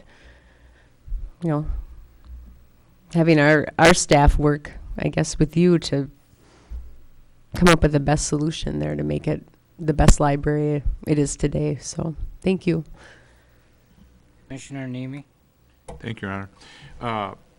Is the space in the basement, is that 10%? Is that how It the is 10% about, is? the actual square footage of that space is almost 6,000 square feet. And then we have shared space, the community room and the Huron Mountain Club gallery and the meeting rooms. Okay. The other question I have is, looking at your statistics, the non-resident card purchases went from 324 to 390. I think that's probably the only one that increased. Is that because of the loss of the Powell Township millage, or part of that, or? We were serving Powell Township until February 28th of this year, so that isn't in those statistics. Oh, okay. We did, the state of Michigan has a reciprocal borrowing program, which is called MishaCard. And that would allow anyone who belonged to a library, who was a legal resident of a library participating in MishaCard, to, if the library was participating, to sign up for a MishaCard, and then they could check out in any other MishaCard library in Michigan.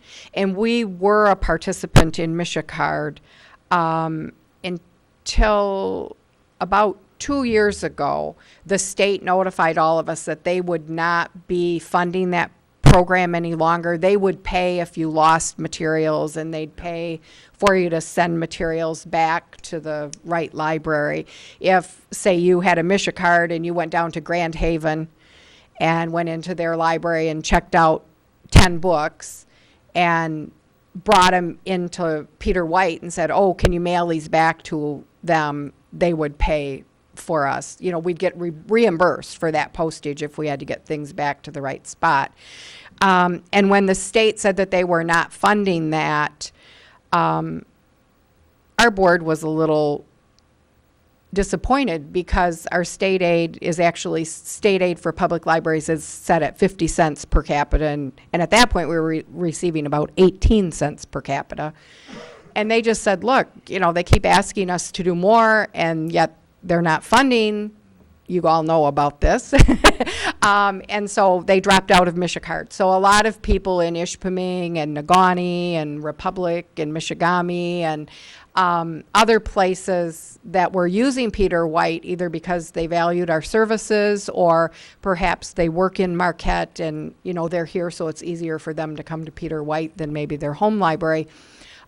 Many of those people decided, well, the service is more valuable to me and I will pay for an annual card. So you will see probably in this next year's statistics us picking up some of the Powell Township folks. The last question I have is, you've got budgeted well, $57,000 for personal property and $71,000 on the 15-month budget, but that's going to be a hole in your budget if that finally does go, and that was the January 1 part. Certainly, parts of it are going to go. Have you looked ahead to see what you're going to have to do, or what services you may have to cut, or how you might absorb that, or? Not really. We're kind of waiting to see how that all shakes out. The other thing that may affect us is because of the township millages, Marquette Township receives quite a bit of our millage from them. We get about $192,000. Quite a bit of that is also personal property tax. And so as their tax tribunal works out, those may hit us harder than the PPT changes from the legislature. I've forgotten, each of your township levies, a portion of that is personal property that will be leaving. Yeah, and Marquette Township, of course. When we looked at it originally with the very first PPP changes that they were talking about doing, we thought we'd lose about $30,000 a year. So that may well be affected both by those tax tribunals and the changes to the PPT. I just would like to echo some of the comments of my fellow commissioners. The library is a spectacular thing. You know, I don't know what we would be without it, and so thank you. Any other commissioner at this time? Well, anyways, I would like to say a lot of good things about you too, but I'm going to turn the table around and have you bring us back to when you received that national award and the experience you had going to Washington. Just give us a brief talk on that, because I want people in TV land to hear this. It's going to go down in records again. So, well, I think that's very exciting. It's exciting for the city and our region and the library to receive awards. But I always tell people those awards are nice, but it's not as nice even as someone coming up and saying, you know what, I found something I needed at the library. You know, I fixed my sink because you guys had a book. So to me, it's great. It seems like a long time ago. You know, it seems to me like the building, which opened 13 years ago, it was yesterday. I just, you know, when I look and see that the flooring's wearing out and the furniture's wearing out, I think, well, geez, this is a new building. You know, how can this happen? But it's 13 years. I mean, that's a long time. And the award ceremony was in December of 2010, and it just seems like a long time ago. But it was wonderful, and it was a credit to the library and the staff, but also to our community who thinks, so highly of the library and the people who fight for us. I mean, they really do. You said it seemed like a long time ago to us, or to me it seemed like yesterday. But anyways, that's why I just wanted you to throw that back out there, how awesome that award was. Oh, it was great. That's quite an experience. That's probably a once-in-a-lifetime experience. And I know a lot of your staff, most of your staff had a lot to do with it and for support, but that was excellent. Not a lot of communities get that. So. No, I think there have only been 3 libraries in Michigan that have ever received that award. Right, okay. Thank you. And with that, you still have the floor. I'm done unless you have any more questions. I didn't see any at this time. City manager? No, just to thank Pam for coming up and doing the great job she's doing. She's a wonderful partner. I personally get a chance to enjoy some of that every month at community office hours. And all the feedback I get is it's a great venue and a great institution, and we'll look forward to working even closer together as we look at the future. Thank you. And with that, we'll move to number 4, Brownfield Authority. Sherry Davy been waiting and waiting. I know she's anxious to get up here, so.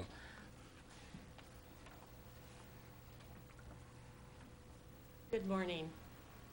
Morning. I was anxious to get up here. This is my first year, so be gentle, please.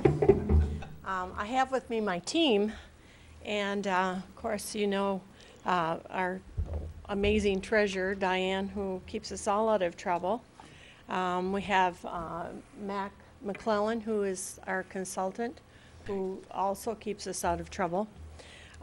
We have with us today as well Dr. Kelly Holmstrom, who is our chair, and Dave Campagna, who is our secretary of the board, was here and left. I would like to start first by saying thank you to the commission, to the manager, and the city staff who have continued to be supportive of the UMBRA and assisting us in achieving our mission. And we have an enthusiastic and visionary board who continue to lead the vision and actions and work with projects that turn brownfields into greenfields.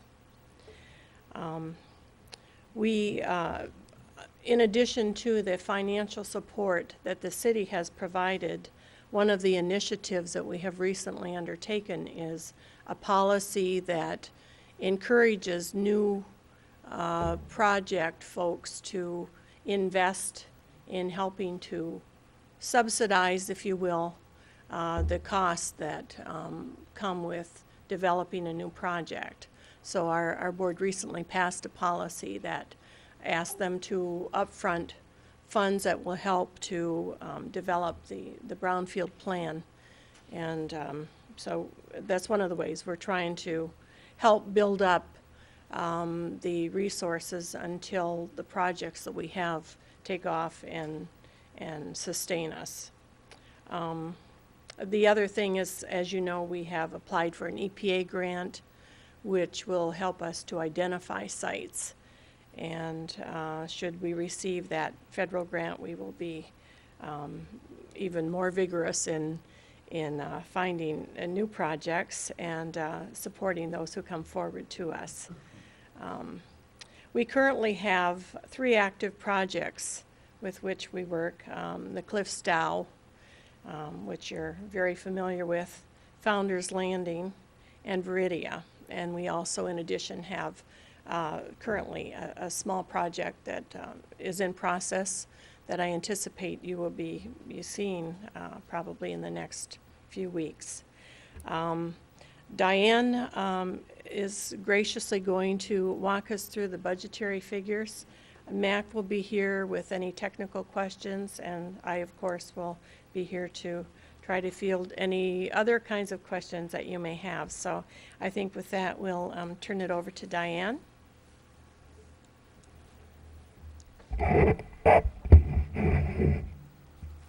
Good morning. Morning. In the Brownfield set of accounts, we have actually 5 different funds. For this coming budget year, we have added 2 additional funds. We have the 235 fund, which is the administrative fund. And we set this up new for the- Diane, could Yes. you let everybody know what page you're on, please? Oh, page 150. Thank you. Fund 235 is the administration budget, and that is a new fund that we set up for general administrative expenses, such as our rent, our travel and transportation, our phone costs, electric costs, all those salaries and wages. We've allocated approximately 40% of the executive director's salary to this particular fund. It is just a general fund. It doesn't pertain necessarily to any specific project. So we have that set up, and we will take in a certain percentage of the local tax capture to cover these expenditures. And that comes from the existing projects. Fund 239 on page 151 is the Viridia project. This particular project for the budget year will not have any tax capture. The land and any buildings that may be built this year will be valued as of December 31st, which means that tax capture will not begin until July of 2014. So there is a small amount of transfer in here just to cover any minor expenditures, and we do have 30% of the executive director's salary allocated to this particular fund. And we do have some expenditures for the consultant in here as well. And then we have our revolving loan fund, which is Fund 241. And we're using that fund to transfer out to the Cliffs Dow when there are any expenditures. So you really need to look at this fund in conjunction with Fund 242, which is found on page 153. So we could look at the Cliffs Dow Fund first, which is Fund 242.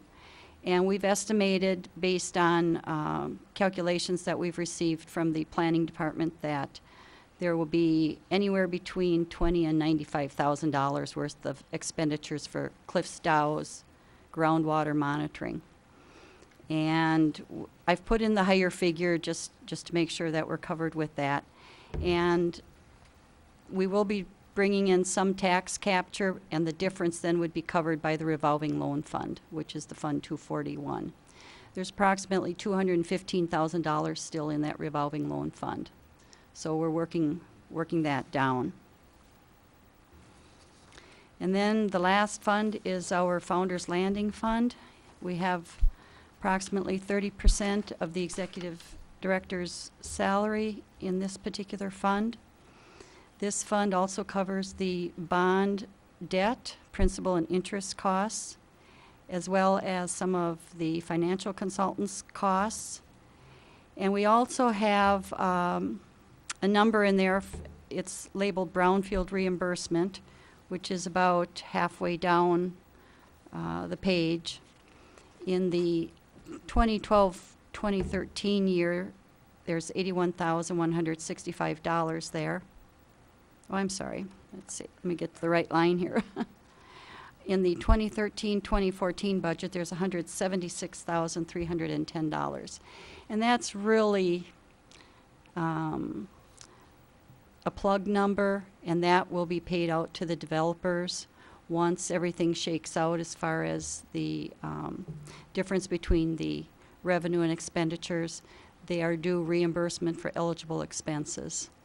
And we've put that amount in as an anticipated reimbursement. And unless there are any questions, Commissioner Ryan? On the administrative fund, how are they allocated against the various revenues? You know, this is a certain percentage from the projects, from the local tax capture is what funds this particular fund. So yeah, for, I guess, how does that percentage arrived at? well, it'll be based on what is needed in this particular fund. So it'll be just across the board. We may take 20% from each project.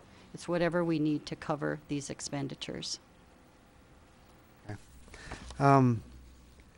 Obviously, the Founder's Landing is the biggest one. Tell me again about the Brownfield reimbursement. Is this what we anticipate in this year, or is this based on costs that have already been, expenditures that have already been made? Some of the expenditures that have already been made have been reimbursed through bond proceeds, but these are expenditures that they have expended that we will need to use tax capture, future tax capture to reimburse. Okay, and you know, some of the terminology, excuse me, makes it different. Makes it difficult. You know, reimbursement from RZB bonds. I'm not sure what that is, but I guess the real question is, are we bringing in enough revenue through the tax capture to meet our obligations, both in terms of bonds and this kind of reimbursement? Yes, the primary thing is to meet our bonds, and we are meeting our bonds. And the difference is the reimbursement to the developers. And that's what's hanging out there, and will be reimbursed over the next 10 to 15 years Okay, so with we tax capture. we pay the bonds first, and Correct. then we Right, do They're- what we can with the rest. right. Now, how is this going to be affected as we go forward, as with more development occurring there and more major projects that? Well, there are going to be, as Sherry was talking about, the new policy, where the developer will have to put up some upfront monies, and that will be kind of the seed monies. So we should not be in this particular situation where we're, you know, waiting for the capture. And always with capture, the big part of the capture is coming down the road. So the developer reimbursement will always be one of the last reimbursements. And just from my understanding and the public understanding, you know, we have some major projects left there, like a parking ramp, for example. Right, right. Kind of a joint project, as I recall. We need to see sufficient revenues coming in before we can undertake those projects. Right, and that's where Matt comes in.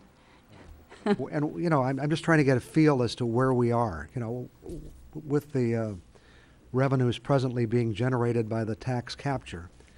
Are we?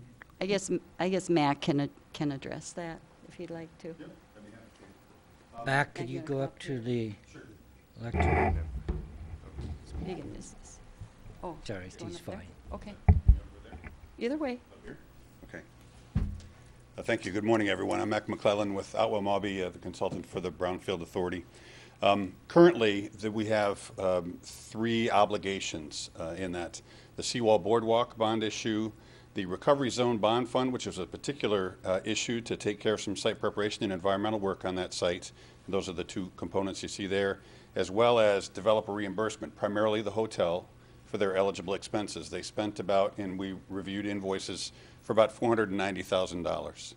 So we're able to pay the bond expenses that we have now, plus this next year we'll be able to pay $176,000 of that $490,000. So if things continue on that track, they'll be paid off in about 3 years or so for that. The question that you're asking is, now we're talking about new expenses, new activities, and that's been the subject of a whole lot of work in terms of seeing whether there's enough revenues and expenses to be able to pay off a bond for a potential bond for a public parking facility down on that site. So there's really triggers in the current development agreement and in any future agreements that we all have to take a look at and be thoughtful about what those potential revenues are. Working with the assessor, identifying what those potential revenues might be, looking at the expenses and what they might be. So we've gone through quite a calculation of that before we come back to that project and recommend that project to the commission and to the Brownfield Authority, we'll go through, we have gone through a pretty detailed analysis about whether that happens or not. Perhaps there's no simple way to answer this, but, you know, would you characterize, are we on track with the tax capture? Are we kind of where we thought we would be? Are we beyond where we thought we would be? I know the development has occurred fairly rapidly there. Actually, it's a little bit ahead of projections of what was thought to be developed there. Of course, this next project is major expenses and major investment, which will generate major tax revenues for the project. But we're a little bit ahead of schedule from where we thought. But this, of course, is one big chunk that we have to be very careful about and look at very carefully. And have we projected kind of a timeline for that at this point as to when the next major step will occur? Yeah, we're working a lot on it right now to try and work out the agreement between the developers and the Brownfield Authority and the city to work through all of those details, including that revenue analysis. So months, soon, weeks. I'm sure many hope weeks, but we hope very soon. Okay, thank you. Thank you, Commissioner Ryan. Commissioner Nemi? Thank you, Your Honor. Diane, the revolving fund has a transfer out of about $60,000, and $50,000 goes to Cliffs Dow, and is the other 11,000 or 10,000 going to the Viridia project? Right. I guess for the audit purposes, we fold all of these together, Right. all of these funds together. And so temporarily, I'm using that just to cover the shortfall in the Viridia at this time. Okay. When Viridia does finally start producing revenues, are we going to reimburse the revolving fund Right. for Yes. that, the money that bet. we're fronting? Yeah. The other question I have is, as I recall, in the Founders Landing Developers Agreement, we had a guarantee from the developers that if we were short on cash, they would cover the cash. That's correct. We have a similar type of arrangement with Viridia so that we can be certain that general fund monies aren't going to be subsidizing, or we're not going to empty our revolving fund to do that when we need the revolving fund for Cliffs Dow. Yeah, in the Viridia project, except for some small improvements to the Lincoln, Washington intersection, and as well the bike path there, all of the expenditures are private. And so there's not public dollars up there that are needed to be guaranteed. And actually in the cascading piece, the bond issue, which would pay for the public improvements, gets paid first in that situation. Right. So there's not a need for that financial security mechanism in this case. So. I think that's all I have right now. Okay, thank you, Commissioner Nemi. Any other commissioner at this time? Commissioner Ryan? I just wanted to say that this 176,000 that we're reimbursing, kind of going back, Bob's question kind of sparked the thought in my head that we're protected, that the first thing that gets paid is the bonds. And I That's think you correct. said that. And so the fact that we are able to pay that 176,000 shows that we're in pretty good shape, really. Right. I think it's important to emphasize that you know, we're not struggling to make sure we can pay the bond payments, because that's what the city is most concerned about. That's right. Thank you, Commissioner Ryan. Any other commissioner at this time? Seeing none, you still have the floor. I guess that concludes my presentation. And I would like to thank you again for your support as we work together to take our past into the future through revitalization of the land and properties that benefit all. And we meet the second Thursday of each month at 8 a.m. here in City Hall, and we welcome you at any time to join us. Thank you. Commissioner Ryan, Just one quick question since we're wrapping up.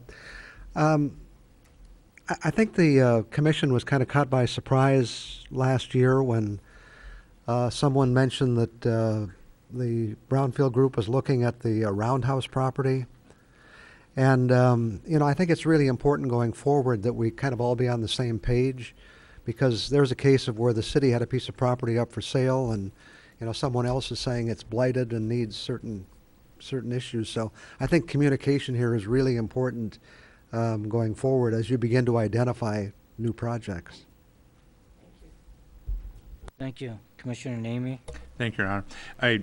This isn't really a budget question, but not long ago, we got emailed a copy of your policy or some sort of position statement you're talking about when you entertain new projects. And I guess one thing that struck me is, primary in your policy should be some sort of statement that these projects have a public benefit. And it didn't seem to be that there was that there. And in the case of Founders Landing, there's a huge public benefit because we're getting a boardwalk.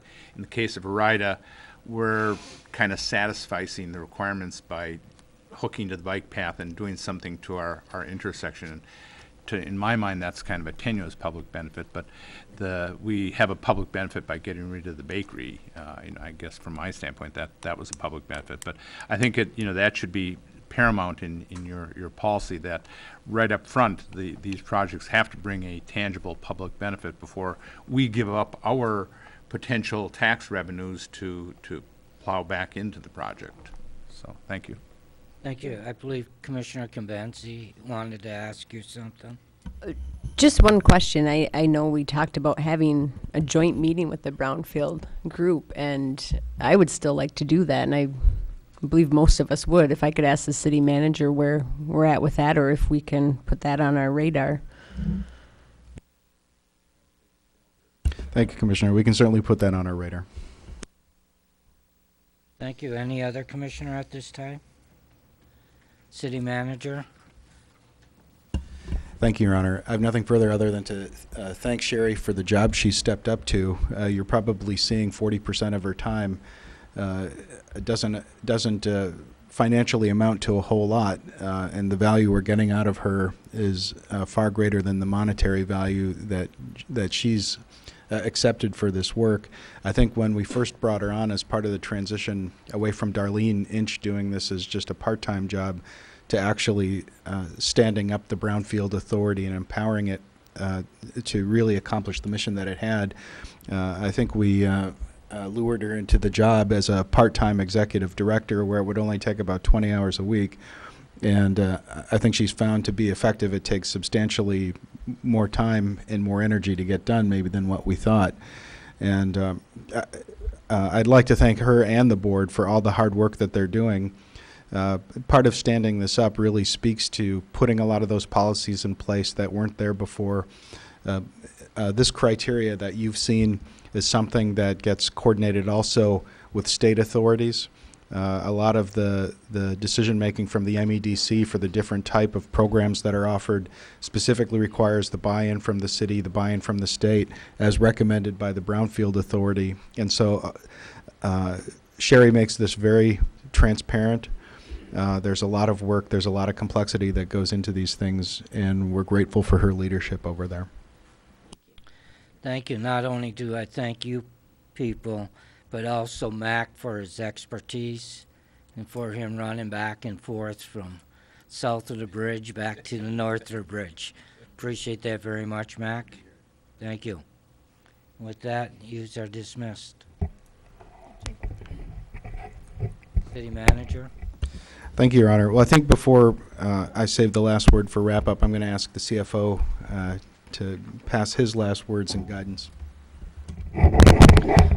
Thank you. Well, we have now completed going through this massive document that we presented to you about a week ago.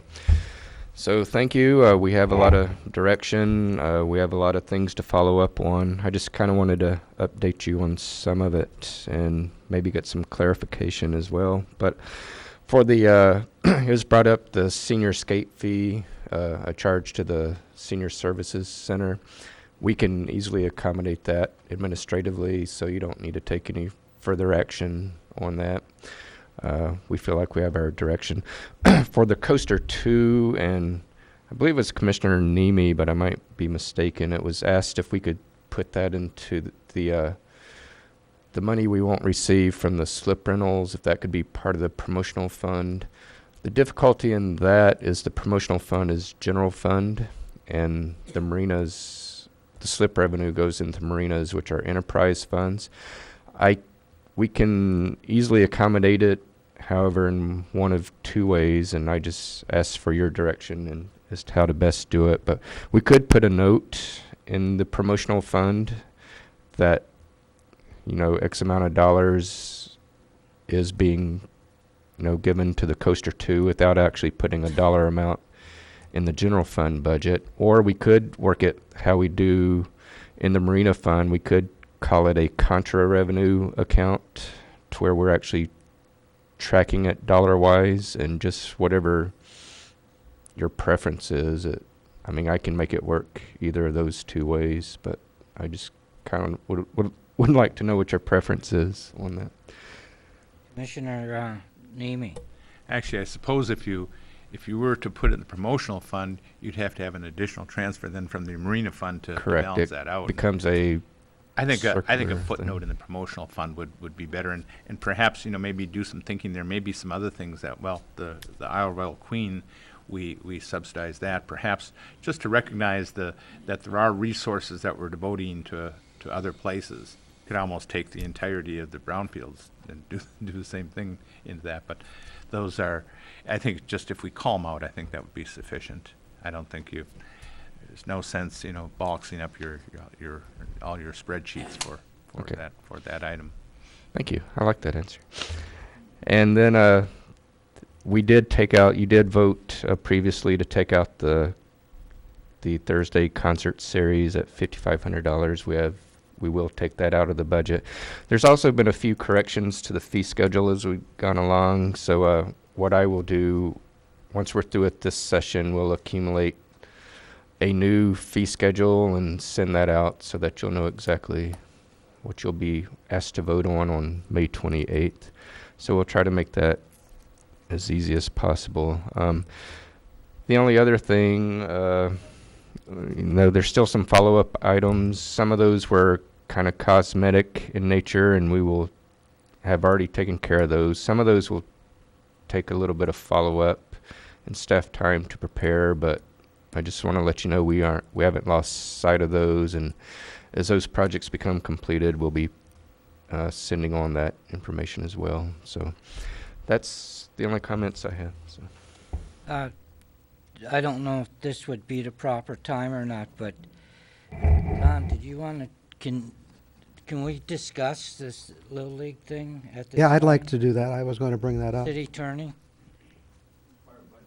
Yeah, okay, I just want to make sure that we're,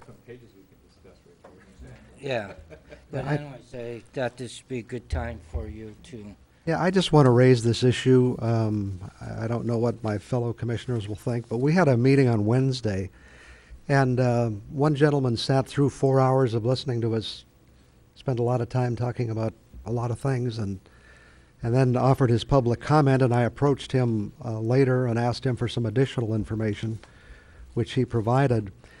And, you know, it's a subject that's kind of near and dear to my heart, and it also goes back to the discussion we had about soccer fees, where, you know, we said we weren't increasing the fees, but in fact we're doubling the fees because we rescinded the fee increase last year. We did not just offer a forgiveness to the Superior Land Soccer Group.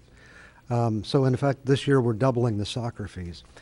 The information provided by the Little League was that, you know, they paid $2,300 in 2010. This year it's going to be more like $8,000, probably using less time on the fields. I think this is not a financial issue, it's a philosophical issue with me. The city of Marquette spends no money for youth recreation. We have no youth recreation programs. All of those programs are provided by volunteers in our community, whether it's soccer, whether it's hockey, whether it's Little League baseball. We do not spend money for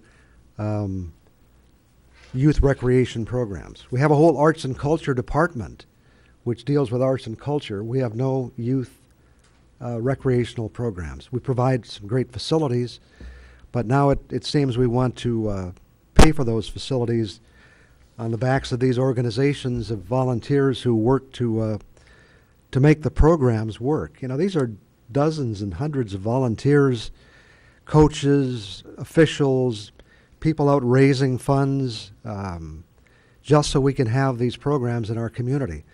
And I think the fee increase is far too much. You know, I think if I had known last year, I would have included in my motion Little League Baseball. But, you know, we went from $60 to $115, and it's just a lot of money. And, you know, if I were a volunteer, I'd say, yeah, I'm not going to do this anymore. You know, we can't afford this. We can't afford it. The other important bottom line is, if you look at the Kaufman Sports Complex, that was built by the people that use it, not by the city of Marquette. No city funds went in there. You know, we take great pride in having this complex. It was built by these volunteers. And now Marquette Little League is hoping to do more in that area as well. They've indicated that, you know, the projects they've taken on in the last several years have had a value of over $55,000, you know. So they're not asking for a free ride. They're doing things to construct great facilities in our community. I believe the fee we're asking is too much. I would propose that we maybe go to $75 instead of $115. I'll leave it at that. Commissioner Kambansi? Well, I'd like to echo Don's or Commissioner Ryan's concerns, certainly, because I feel like we had this discussion with the marina, and there's a cost to service, but how much before you price people out of using facilities or carrying on the programs? And I think that's what we have to get to. I think it's good to have the figure of what the total cost of our facilities is, but I also think we're here to weigh what we can provide for our community members and community members of all demographics, so that we can get the majority participating that want to. And I would be fine with coming up with some sort of a structure where it might increase slightly, but certainly not double. I mean, who could afford that? There's seasons coming. The other thing I have a problem with is giving one group priority over another. And that means having the soccer league pay less than the baseball league. I think what we do, the fees we come up with, it's very important that every group has the same fee, or it looks like favoritism. It looks like favoritism if we give one boat a free slip rather than, you know, another one that's subsidized a little. I think we need to be really careful when we look at this. The reason fees are set as policy is so that it is fair, so that everyone knows what's coming, and that everyone who wants to participate or run a program through the city and use our facilities has an equal playing field. And I think what worries me is that we're kind of playing favorites to some, whether it's in recreation or otherwise, and I think we need to be careful. And this is one thing where I think, you know, in looking not just at the fees for baseball, but what are the fees for everyone? And I think they should go up together, and I think every group needs to pay the same rates. And I don't think it's realistic that they're going to cover the cost of facilities. So I would support Commissioner Ryan's suggestion of moving it to $75. I'm not in support of the $115. Thank you. Commissioner Schneider? You know, I definitely want to agree with Commissioner Ryan's sentiment on this one. You know, we voluntarily take a hit of $400 and some odd $1,000 for hockey and for that ice arena.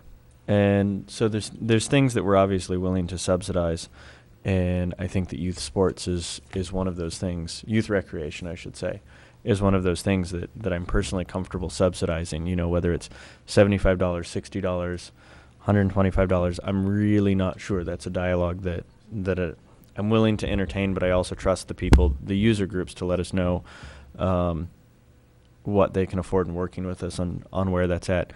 I am a little concerned that we're saying that we're doubling rates. Now, the Little League, I haven't paid as much attention to the detail of where it's at, but our fee structure as far as soccer is concerned hasn't changed. We did really give a discount to a group of soccer players. So we did not raise our fee schedule, but we did play a little bit of favoritism, so to speak, with one organization. But even then, I'm hesitant to call it favoritism, because that discount on the fee that we gave was specifically because of the amount of energy manpower and finances that they put into building that facility. So, you know, I'm not a fan of willy-nilly just throwing out some support on groups that we just tend to like. But at the same time, we do need to find a way to work with community groups that give back to our community significantly and recognize them for such. And I don't necessarily consider that favoritism. I consider that a fair trade. So, but all in all, I do support Commissioner Ryan's sentiment purely that I think we need to find a way to, I guess, use some of the taxpayers' money to support some of the youth recreation. I think that's very well worth our money. Any other commissioner at this time? Commissioner Nemi? Thank you, Your Honor. I guess I empathize with what Don is saying, and it's kind of a difficult thing. You know, Jason mentions the $440,000 we subsidize the arena with. You know, we also subsidize the ball fields, and I don't know. We'd have to do a real cost analysis to see what it is, and I'm not saying that we ought not to do that. I think we have to look at a much larger picture. You know, I think when I prepared some figures for when we were talking about our rec authority, I think the city Parks and Rec budget at that time was like about $2.4 million, and about $1 million of that comes from fees, and $1.4 million is subsidized. That's a lot for parks, etc. And I also one comment struck me that when it's not correct to say that no money went into the city money went into Coppin Sports Complex. I agree that I don't want to minimize or detract from the great thing the volunteer groups have done giving us that facility, but there has been about $10,000 or $20,000 of public works money that's gone into that. We gave them an interest-free loan a couple of years ago, which is based on today's rates is probably a de minimis amount, but they probably returned it 10-15 to 1 to us, but I think it isn't just that. But we look at one area and we look at the other. If we look at soccer, we had to look at Little League, and I, like Jason, I guess I didn't really weed through all the numbers that we got, and it is I'm not sure what the impact on them is. It seems like it's large, but I think they had the same rates last year, 115, and paid it or whatever. I'm not sure where their damages are, but it is a tough thing, and I don't know. Maybe I could support this, but we also had a presentation on the arts. I made the motion, and I'm thinking that perhaps I did it precipitously for us to insert our judgment into the Arts and Culture Center over and above our advisory group to say that the $5,500 isn't needed. And I guess what we're doing when we do that, we're kind of we're operating the program when we ask another group to do that on our stead. But I'd be willing to certainly consider this. I didn't vote for I don't think I voted for the reduction in soccer fees last time. I certainly would support going from 60 to maybe 75 or something like that. I think we're certainly moving in the correct direction, and I think we're satisfying my concern, but I think hopefully we're also satisfying your concern in that regard, because it is a good point. That's all I have, Your Honor. Thank you. Commissioner Coyne? Well, a thought. The city administration has presented these numbers based on what we do at these meetings, is what it costs, and here's how it costs, and here's the fees. And I like to refer today and on the 28th as cave time. The commission has to say, oh, well, that's too much, blah, blah, blah. Why don't we, instead of every year having cave session, give the administration a guideline, a rule to say, okay, rather than have us cave and have all the people come and complain and whine and give a life story of this and that, is to give them a direction. We're going to subsidize this to this amount, come up with a fee schedule, rather than this, because this is let's pick a number. Okay, he says 75, I say 110. I mean, that's not based on anything. That's just mumbo weird stuff. There's no guideline that the city administration has been given to make recommendations that we don't have to go through this and do it in a totally unscientific, responsible way. I mean, $75. What does that do? That's why not $70? I mean, it's no basis on which to make that decision, and we need to give the administration guidelines to what we want to do, because they're doing what we've asked them to do. Thank you, Commissioner Coyne. Commissioner Conbenzi? Well, I guess I feel like we have the guidelines. We've set the prices. And what's happening is we're just changing that for certain groups. So my suggestion is to be fair. I think we need to look at and have the column where it lists out, if we were going to charge the actual cost, here's what it is. What I think we don't have and we're struggling with is, what can we hold fast to charge every group that wants to run a rec program? What's going to be the rate for the field here? Because, I mean, it's true to say that some group might use it more, but there's also more wear and tear on it. So I'm not a fan of different rates and different prices, and, you know, someone coming up and asking for a special break on something. Imagine what it does to staff. Imagine what it does to Mr. Zuger or whoever gets the inquiry when they feel like that's on their shoulders to bring forward to us, or, you know, to kind of, you know, figure out what to do. You know, this is going to make or break our program. We're the ones who set policy. We're the ones who set the fees. We need to figure out, and I think that's what Don brought up, is, are the fees that are set right now okay? And if not, we need to raise them, and raise them appropriately so that it's fair to all, but also that we're recovering costs, you know, year to year as much as we can. So that's, I guess, my main point. And, you know, whether we do that now, or I don't know when we would do that, if we ask staff to come back on the 28th and give us some better numbers. But I just want it to be fair. I think every group needs a fair price and the same price. Thank you. Commissioner Ryan? Yeah, you know, I don't fault Carl for providing this information. I think he provided the information so, you know, as to what this is going to cost.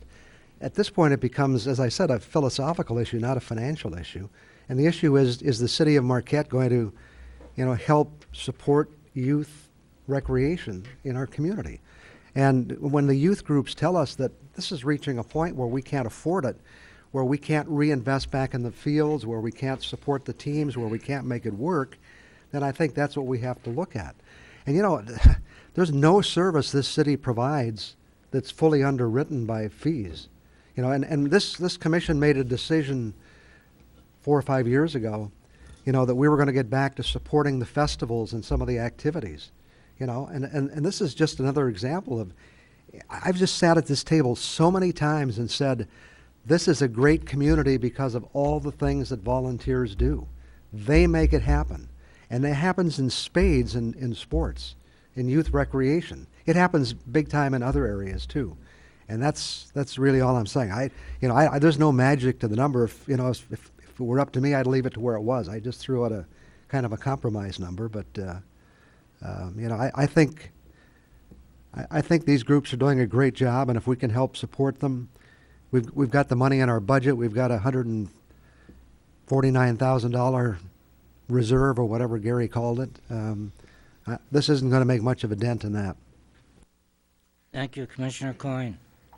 Well, I don't want to vote on this today. I'd like to have ask the administration to come back with some different numbers. Don threw out $75 or whatever, and have maybe a range of what that financial what consequences that has. I can't vote on that until I know. I can't vote on just an imaginary number that somebody thinks that's great, including me, and then make a decision. okay?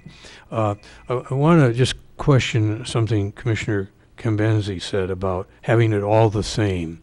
And again, that's a philosophical position.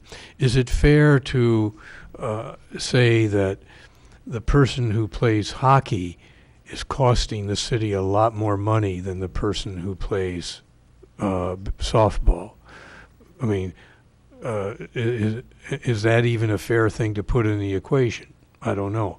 Or just say, okay, we're going to charge X amount for every youth participant, and in that, then say every year it will increase this much, so we don't have to go through this every year, and realize we are just eating and supporting that financially. I don't have a problem with that, but we've got to do it in a manner that makes some sense and that we know the economic impact of it. And maybe Commissioner Cambenzi can defend her all sports fits one and costs the same. Commissioner Schneider? I think it, thank you. Okay, Commissioner Cambenzi. I guess, let me rephrase that. How I was thinking was the Kaufman Sports Complex fee is the same for every user group. The ice arena fee, for hockey is the same. I'm looking at different facility sites, not a one size fits all, but how can we say that soccer deserves a break and baseball doesn't? That's what I'm saying when they use the same facility. So I don't think there's a one size fits all overall. I think it's definitely the facilities they use base, but my thing is that I would like each group that uses that facility, whether it's a baseball field or the soccer field or something, that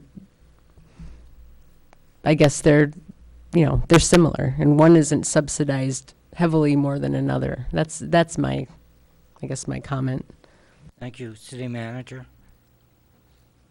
Thank you, Your Honor. We'll certainly come back and be prepared. I appreciate Commissioner Coyne's comments. This is something obviously that's going to have an impact on balancing the budget, and so we're going to want a little bit of time to come back and speak to it.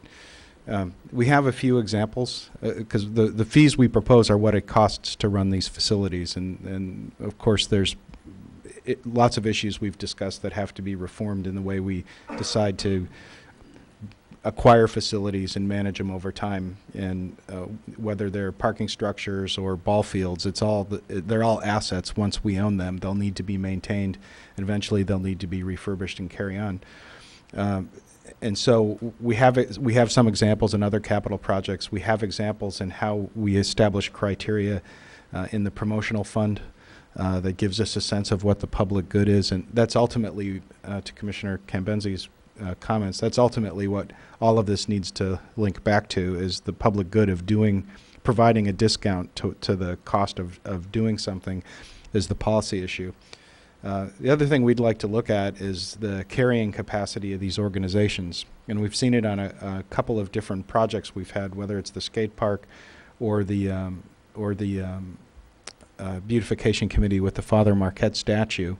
Is if people are able to get a discount without asking for one, they will, whether they have the capacity to afford that or not, and whether they have long-term plans that show how they might be working themselves out of position to constantly be subsidized by government, how they're planning for the future, I would imagine is going to be equally as interesting to the commission in considering what kind of breaks they get over time as anything that the city might propose for its side of the subsidy. So I think there's a lot of opportunity to fine-tune this process. I think what we'll come back with, in addition to the different kind of price options that the commission is asking for, is maybe a context to think of this in, maybe some criteria that we can ask the commission to consider that ultimately might lead up to something like a standing commission policy, maybe, that would inform staff judgment. Right now, we can't be the ones who tell you how much it costs and then just kind of cut everybody slack based on whoever walks in the door. We'd be abrogating our responsibility to do that and taking away a very important philosophical and policy decision that the commission needs to make about what kind of services it wants government to provide in the community and to whom. And so we have to come before you and say, here are the fees based on what it cost us to run it. If you'd like to discount those fees for specific groups or for all groups, that's something we're thankful for the time to come back and speak to, maybe at the next meeting. Commissioner Schneider? Well, it's a good dialogue on the fees. I don't know how much we'll be able to get done, or staff will be able to get done before May 28th to really address this issue, because I think there's a fair amount of data and a fair amount of dialogue. So I only wanted to offer to staff an idea for next year's budget session. This year, the budget session, I think, has gone extremely well. A bit long, but I think definitely engaging. And it's been really helpful to look at kind of the breakdown of what our costs are for the fees that we're charging. And so we can identify where we're breaking even, where we might be making something, where we might be losing something. But as far as format of the budget session, I think something that would really help the commission as well as potentially the community at large is a specific session on fees. So instead of it being within necessarily each department, we actually spend a day going down all of the different fees that we charge, not necessarily ordinance violations, but fees on, I think, mostly what falls under our community services. And that allows community groups to be able to identify a specific fee day, and they can come in and discuss it, and we can look at all of the fees comparatively rather than each department by each department, which I think is kind of a little bit of a scattered way of doing it. And we can kind of look at it and say, wow, we're losing, we're subsidizing this much on ice, but we're making this much on the marinas, and, really have that larger conversation about what things we're willing to subsidize, what things we're willing to support, and puts it all together a little more comprehensively. Thank you. Commissioner Coyne? Well, thank you. In follow-up, I think when the manager comes back with some recommendations and the fiscal effects of that on the rest of the budget, I think I'm just going to peck away at this. We learned from the library that they charge people a fee for using the library who do not support the facility in any way, shape, or form, period. And they are running a balanced budget. I think it's a prudent thing to think of on our behalf if we're going to subsidize, let's just say, youth sports at $200,000 a year, that if Jason has a little boy and I have a little boy or a little girl that play Little League, and I live in Marquette and Jason lives in Chalkley Township, that isn't taken into account in any way, shape, or form. And I think it is a reasonable thing to think of, if we do this subsidy thing, to think about requiring participants who do not live in the city, who use facilities that are in the city, to pay a little bit. It doesn't have to be a huge amount, but that little bit will help balance our budget. And this ain't free. It costs. And this is going to show the effect it's going to have. And I think it wouldn't be, if it's possible to find out how many participants in junior hockey, soccer, and Little League do not live in the city, and then to find out what revenue source that is. And if people don't like that who don't live in the city, too bad. Move to the city. And many of those people, I'm sure, have all lectured you how expensive it is to live in the city and how cheap it is to live in the township. Well, yoo-hoo, this is one of the reasons. So I think we should think about that. Thank you. Commissioner Ryan? Yeah, I don't agree with that. I just want to put that on the record. This is called team sports. Each of these kids played beyond these teams, whether they live in the city or outside of a city. And in fact, the kids from outside the city help support the programs. That's the other way to look at it. The programs couldn't operate without kids from throughout the area participating. And there's no $200,000 subsidies involved here. We're talking about maybe $5,000, maybe 10 at the most. This has been blown way out of proportion. This is a simple little fee that we charge soccer teams and Little League baseball teams, and we don't charge anybody else in a comparable way. Let's put a gate on the city parks and charge everybody when they walk in the park, and maybe we could charge the non-residents more if they come into Harlow Park, and have a fee, because we're spending a lot of money on parks. We're spending a lot of money on many things in this community, and for some reason, with youth recreation, we want them to pay their own way and also keep their fields up. So I don't get it. Thank you. Commissioner Coyne? Well, I appreciate his disagreement, but we're here today to present a balanced budget. That's what we're talking about. That's why, and I don't know the numbers, $5,000 or $100,000. That's what I want to know. And if it is minuscule, then this is a waste of time, essentially. But I need to know what the numbers are. I can't vote on them, and I can't just take somebody's word for it. I have to know the numbers. And that's why I would like to have them and then to make a decision. Commissioner Ryan? Well, and I'm not suggesting that we have to go to a vote on this today. The only thing I would suggest is it should be done before the final budget is presented, because I hate to get down to the final budget and have, being faced with voting against a multi-million-dollar budget based on what fees we're going to charge to a team. But as far as the numbers go, the information that was provided by the Little League team was that, they paid $2,300 in 2010. Under the current structure, they're projected to pay $8,000.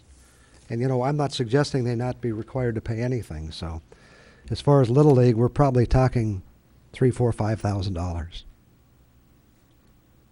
Any other commissioner on this?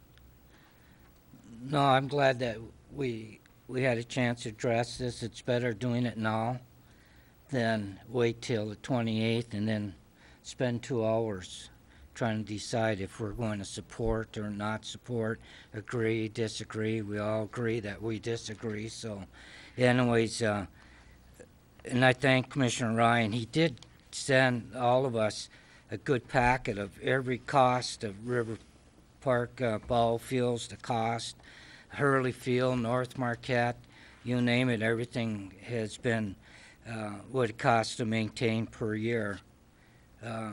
One of the things I'd seen that the Marquette Little League decided not to raise the registration fees for the last 10 years, so maybe that's what happened to them. They fell behind, and sometimes if you raise something 50 cents a year or $1, it's not as bad, and you don't fall behind as much, and then you have to come in and start asking for help. But anyways, I seen where they were paying $5 now it's per game, now it's $10 and etc. So, city manager.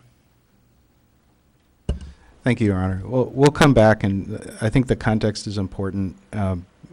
As city attorney has reminded us from time to time, this is charity by governments is unconstitutional.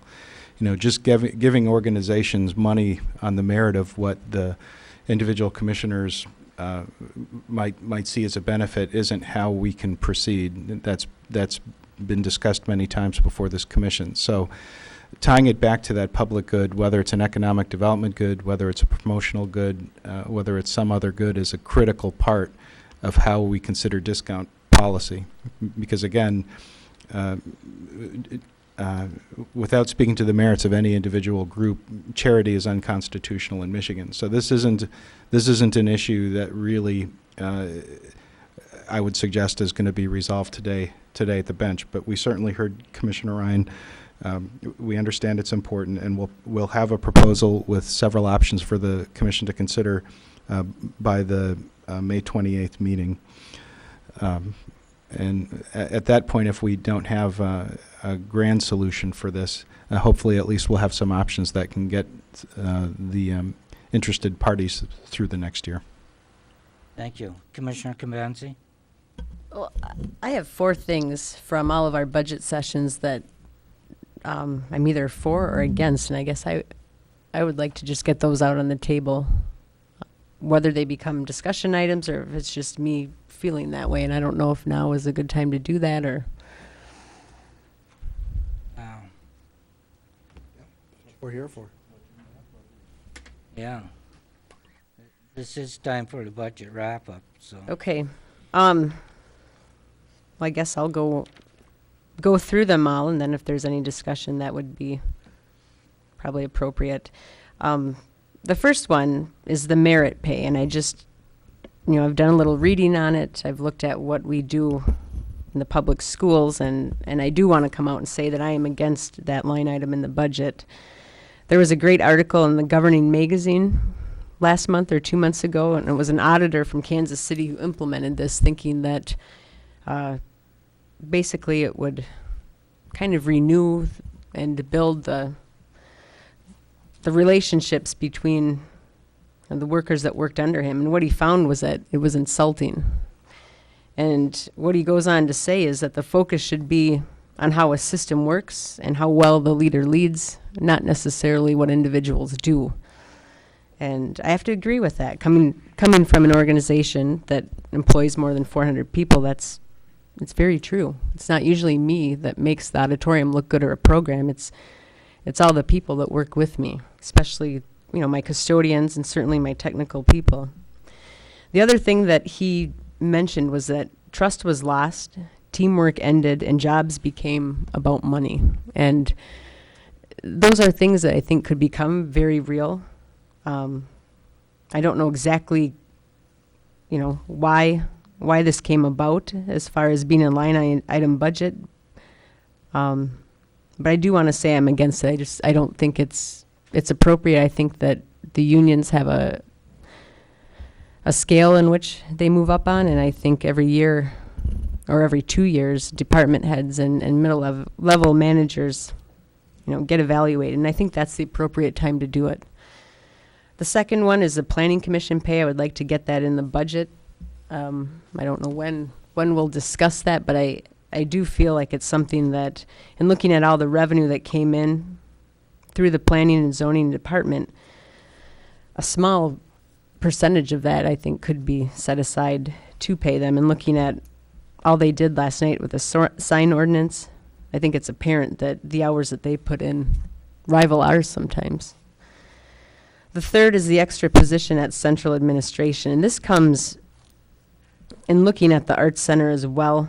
When I looked and asked for the part-time hours at the Arts Center and looking at all the programming that went away, I've come up with 70 to 80 hours per week of part-time help, plus the 40 hours a week of a director.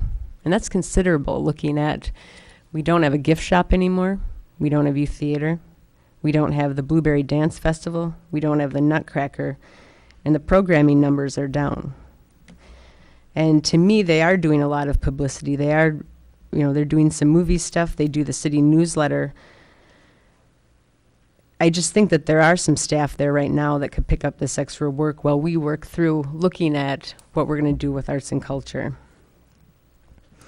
The other thing I want to bring up in concern to this extra position is that the commission is doing several things that the city charter commission put on the city's plate, and that is the CM and CA evaluations, strategic planning, and with economic development plan, I believe that's started, and a lot of that work is done through community services right now. So I'm leery, I guess, to add another position, and I don't support it as of this year.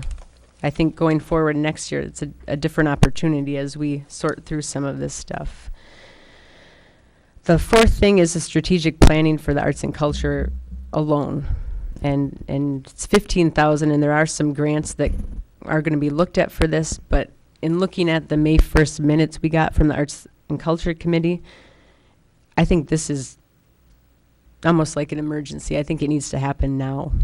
And I think the most important thing to do, and I think Pam touched on it with the library, would be to pull all of our community arts organizations together, to put on the table what our resources are, what our programming is, and get that started.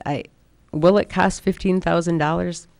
I don't know. I'd like to think it would be done for less. I'm in support of doing the strategic planning, but I question the amount of money for it, or if it could be done a little bit cheaper, knowing that the bulk of the work is going to be pulling these groups together and recording what's done. Most other cities include arts and culture planning in the Parks and Rec plan, and as stated by Ms. Biolo, it is in there. So I just want to bring it to our attention that I think the strategic planning, I don't think it can wait for grants, and I question what it's going to cost totally to do this. And just to remind commissioners that I don't even think we're looking at hiring a strategic planner to come up with our strategic plan. So I want to be careful with what message we're sending and what came to us as far as requests in the budget. And those are 4, I guess I feel strongly about. Thank you. Thank you, Commissioner Schneider. Sure, I just want to follow up on that, just to at least make my opinions on your statements known, so that management can kind of wrap their head around it in going forward. And I definitely really appreciate Commissioner Kim Benzie's, I guess, delving into everything. You know, I don't know if there's a subject that's come up that you really haven't thought about. I may not agree with you on some of it or most of it, but you always give a lot of really good thought that I appreciate hearing. So just going down your list, the merit pay, I think the points you bring up are really interesting. And I think that they are probably correct, but it's not something that I've researched. I think merit pay is something that has built up over the last 50, 100 years of development as a way as incentivizing. So I'm going to support it because I have faith in our city administration right now, and I definitely want to see how it works. And so I hope that the city administration uses some sort of metrics to identify if the merit pay actually does what it's intended to do, or if it just feels like the right thing to do, so that in the next budget session we can kind of identify, did it work or did it not. Planning Commission pay, I definitely think that's something we need to jump on. And if we can budget for that now, even if it takes us a few months to figure out how to actually do it, I hope that gets put in. The new administration position, I don't really know how it's going to work, but I definitely believe that the higher up administration of our city is overtaxed right now as is, and so I definitely support having a new position. I'm not really sure exactly how this position will play out per se, but I think that we can get a lot more done by having this. And the strategic plan for the Arts and Culture Committee, I agree with Commissioner Kim Benzie wholeheartedly that I think that this is something that needs to be done ASAP, and not necessarily put off for grants. I think that it's really, really important. I think that the longer we wait and the more we kind of put it off, even if it's just a few months, I think it sends some really mixed signals to the arts community, and I think it's worthwhile to bring everybody in and figure it out as quickly as possible. Thank you. Commissioner Namey? Thank you, Your Honor. I appreciate Commissioner Kambenzie's comments also, and I kind of agree with her on the merit pay. I was concerned about that when it was in the budget, but I trust our city manager from the standpoint if he puts it in there, I think he's got a good reason for it. But I guess I would like to see some more details of exactly how it's going to be done. And actually, I don't envy you in managing such a program, because it can be good, it can be bad. To make those decisions of how it's going to be done would certainly be could be concerning. The Planning Commission pay, I certainly agree with. The Public Information Officer, I don't like the name, and I'm at a loss to do any better for you. I generally support it. I think there is some necessity, and I had some trepidations about it when I first saw it, and after you explained it, it made much more sense to me. But I must confess, I don't remember what things that I really hooked on. But I was more comfortable after your explanation. The arts and culture plan now, I agree wholeheartedly. I can't help but recalling Commissioner Coyne's comments, and it puts arts and culture in a perspective I never knew or had forgotten about. Start it, get it moving, and perhaps still support it, but go away from it, not have it as a full-blown city department. And those are debates I think we as a commission really need. And I don't know if it's a full arts and culture plan, or perhaps maybe we need a work session where we just sit down and talk about arts and culture. Which way do we want to go? But I guess in that case we're probably not including the community like we ought to. But we get a lot of plans, and pretty soon we're going to need a master plan of master plans, and I think we in our subcommittee kind of touched on that with maybe perhaps the strategic plan will be that, but I have a couple other issues,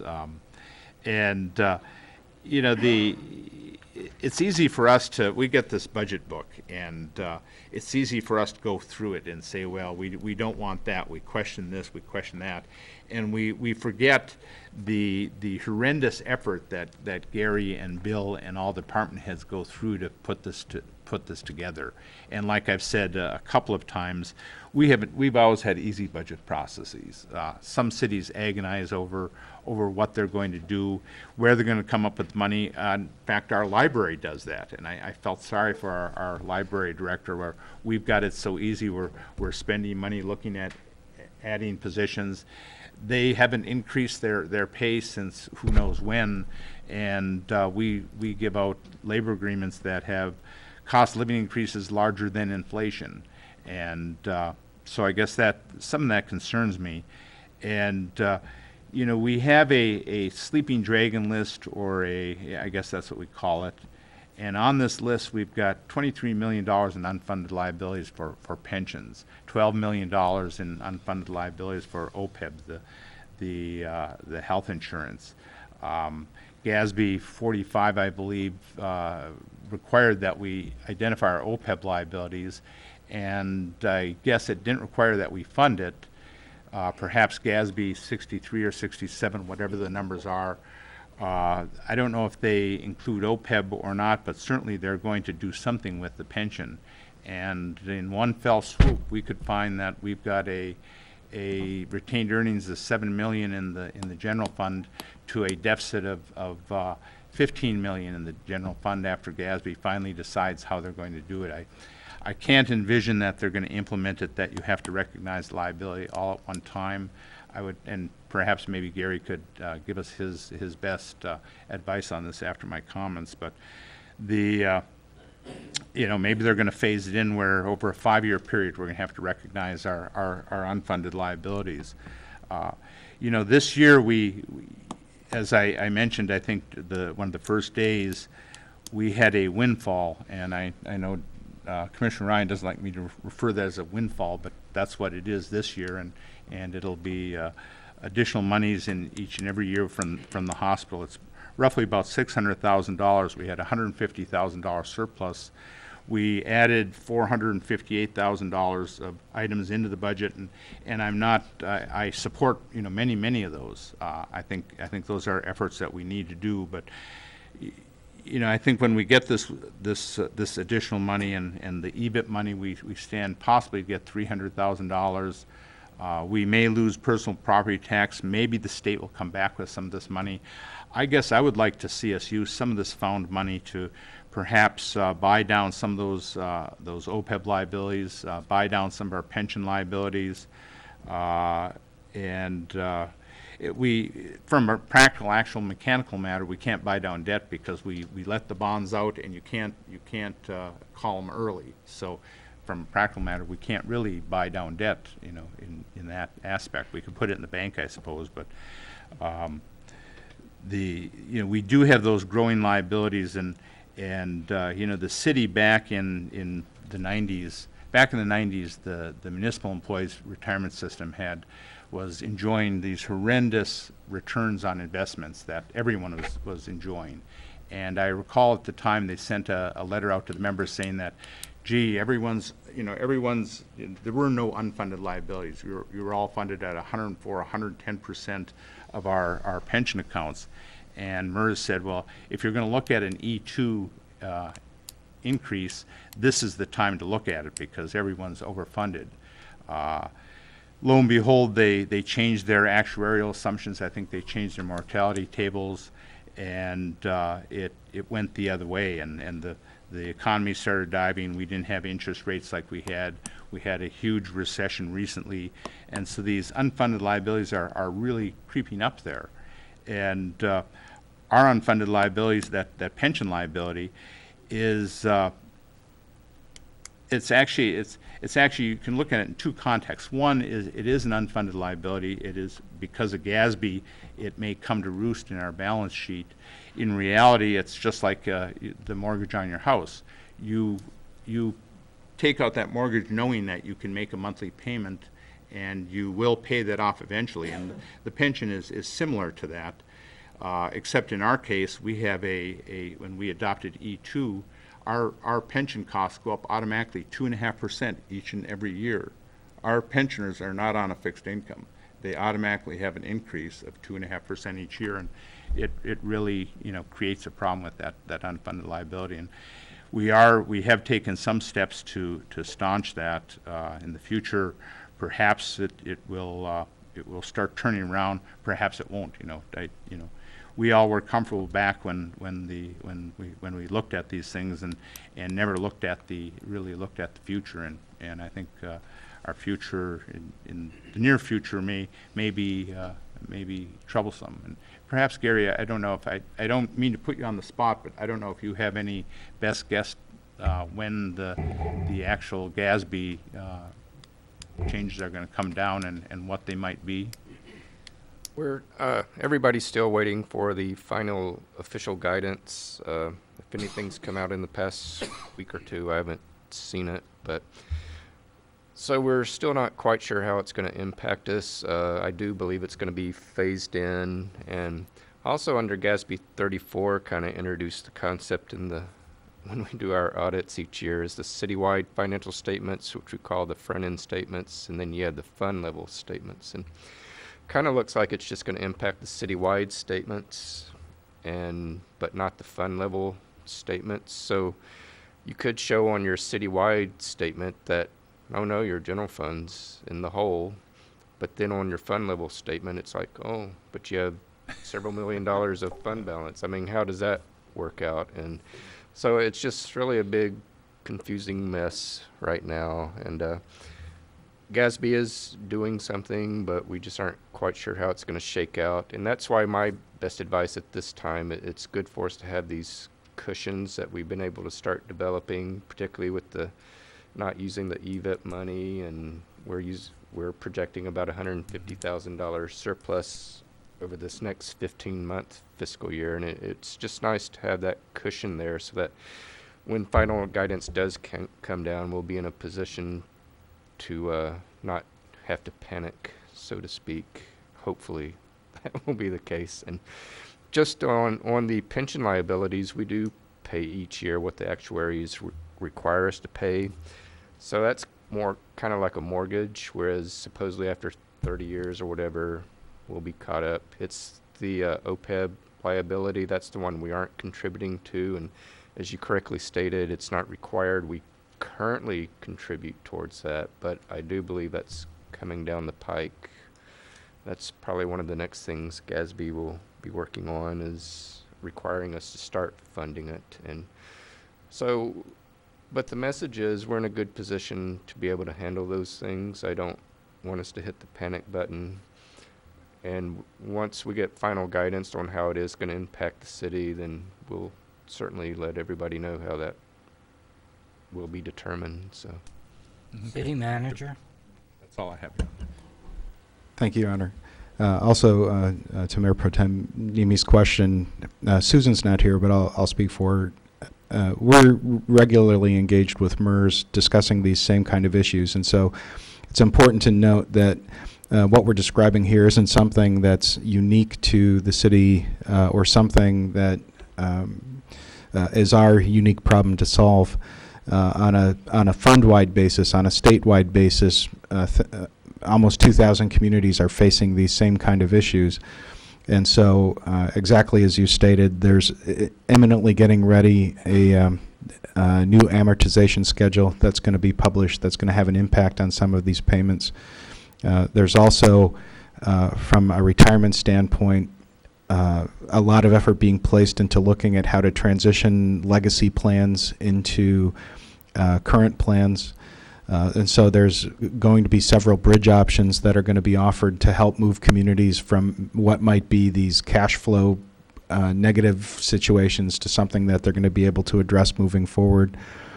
So there's an awful lot of fluidity in the way that we look at these unfunded liabilities. So apart from the technical aspects that GASB is laying out there, there's some very practical decisions hopefully we'll be able to bring forward as they come through.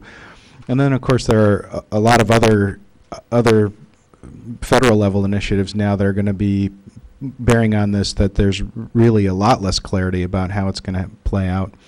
Obamacare being the big one. There are a lot of different statuses that speak to different size organizations, what their responsibilities are, what their responsibilities aren't, what the individual employees' responsibilities are, what the retiree responsibilities are, and how all of those things ultimately roll down and affect the city of Marquette still hasn't been very clearly stated or isn't very well understood yet. Of course, we're working with all of our insurers. We're working with the Employee Benefits Corporation. We're working with our standing consultants like Vince Rose to try to get a sense of what that might look like. But I think it's safe to say not even the insurers know yet what that's going to look like. And so at some point, whether we're responding to the GASB rules, whether we're responding to the MERS rules, whether we're responding to the Obamacare rules, there's a lot of ambiguity yet in really fully understanding what we've characterized as sleeping dragons. But as Gary pointed out, our budget process is very conservative. And so at the end of the day, no matter what any of those impacts are, there's a pretty good potential it's going to cost the city money, some type of resource. And so the more prudent we can be today, the more of that we can set aside to make sure that in the event one of these things comes back and increases a cost or imposes a new previously unknown cost, the better postured we're going to be able to handle that without having to affect fees or raise taxes or something else. And so that's the real benefit, bringing this into the early CFO forecast that we gave. That's the real benefit to the budget policy we've put in place in those fiscal controls. Is hopefully it'll give us better flexibility maybe than some other communities in the state to adjust to that. Thank you. Commissioner Coyne? Well, I'd like to get back to Commissioner Cambenzi's 4 things, and I'll go through them so the administration have a sense of how we all feel. I will support the merit pay plan. I've been a business owner for 30 years, and in that period of time I had opportunities to give bonuses to stellar employees, and I didn't think that was an abuse. And this is for 1 year, so if it doesn't work, then we can say you were right, and I'm going to support that. Again, I strongly feel we should do a planning commission pay, and I wonder, is that an unreasonable thing to ask for some guidelines from administration to come up with a recommendation as to the amount, and then we know the fiscal consequences of that and put it in the budget, or should that wait till a budget adjustment or for another whole year? Could I ask the city manager that? City manager? Thank you, Your Honor. Well, I think before we can come back with a recommendation, that's going to take some review of the charter language and the law that provides for this. It's not something that the commission hasn't done just simply because they haven't been interested in doing it in the past, but I think Ron and I are going to have to sit down and take a look at the different provisions in the charter to make sure that when we make a recommendation, we can make a good one.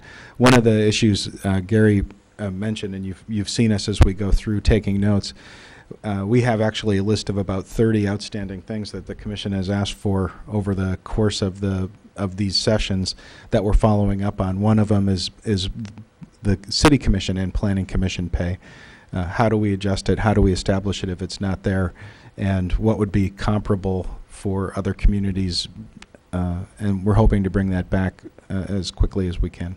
Okay, thank you. And it may not be in this year's budget per se, then, what you're saying. Yes, sir. It might not be in this year's budget simply because there might be some some timing issues in the statute about how and when it gets introduced and how and when it goes into effect. Okay. So we really need to review that. Okay. But at least it's on the table and is moving rather than not. I'll also support the new position in administration, and also comment on the strategic plan for arts and culture. I listed all the plans we have. As we have a master plan, an economic development plan, a parks and rec plan. Do we have any other plans? I forgot, but so a rec plan, and the arts and culture is sort of struggling. The committee is struggling. They don't have real good directions. I think it is a reasonable thing to consider putting in some money to get a strategic plan, and it should not be done by, and it's impossible and inappropriate for the city commission to do that alone, or the arts and culture to do that alone, or the community to do that alone.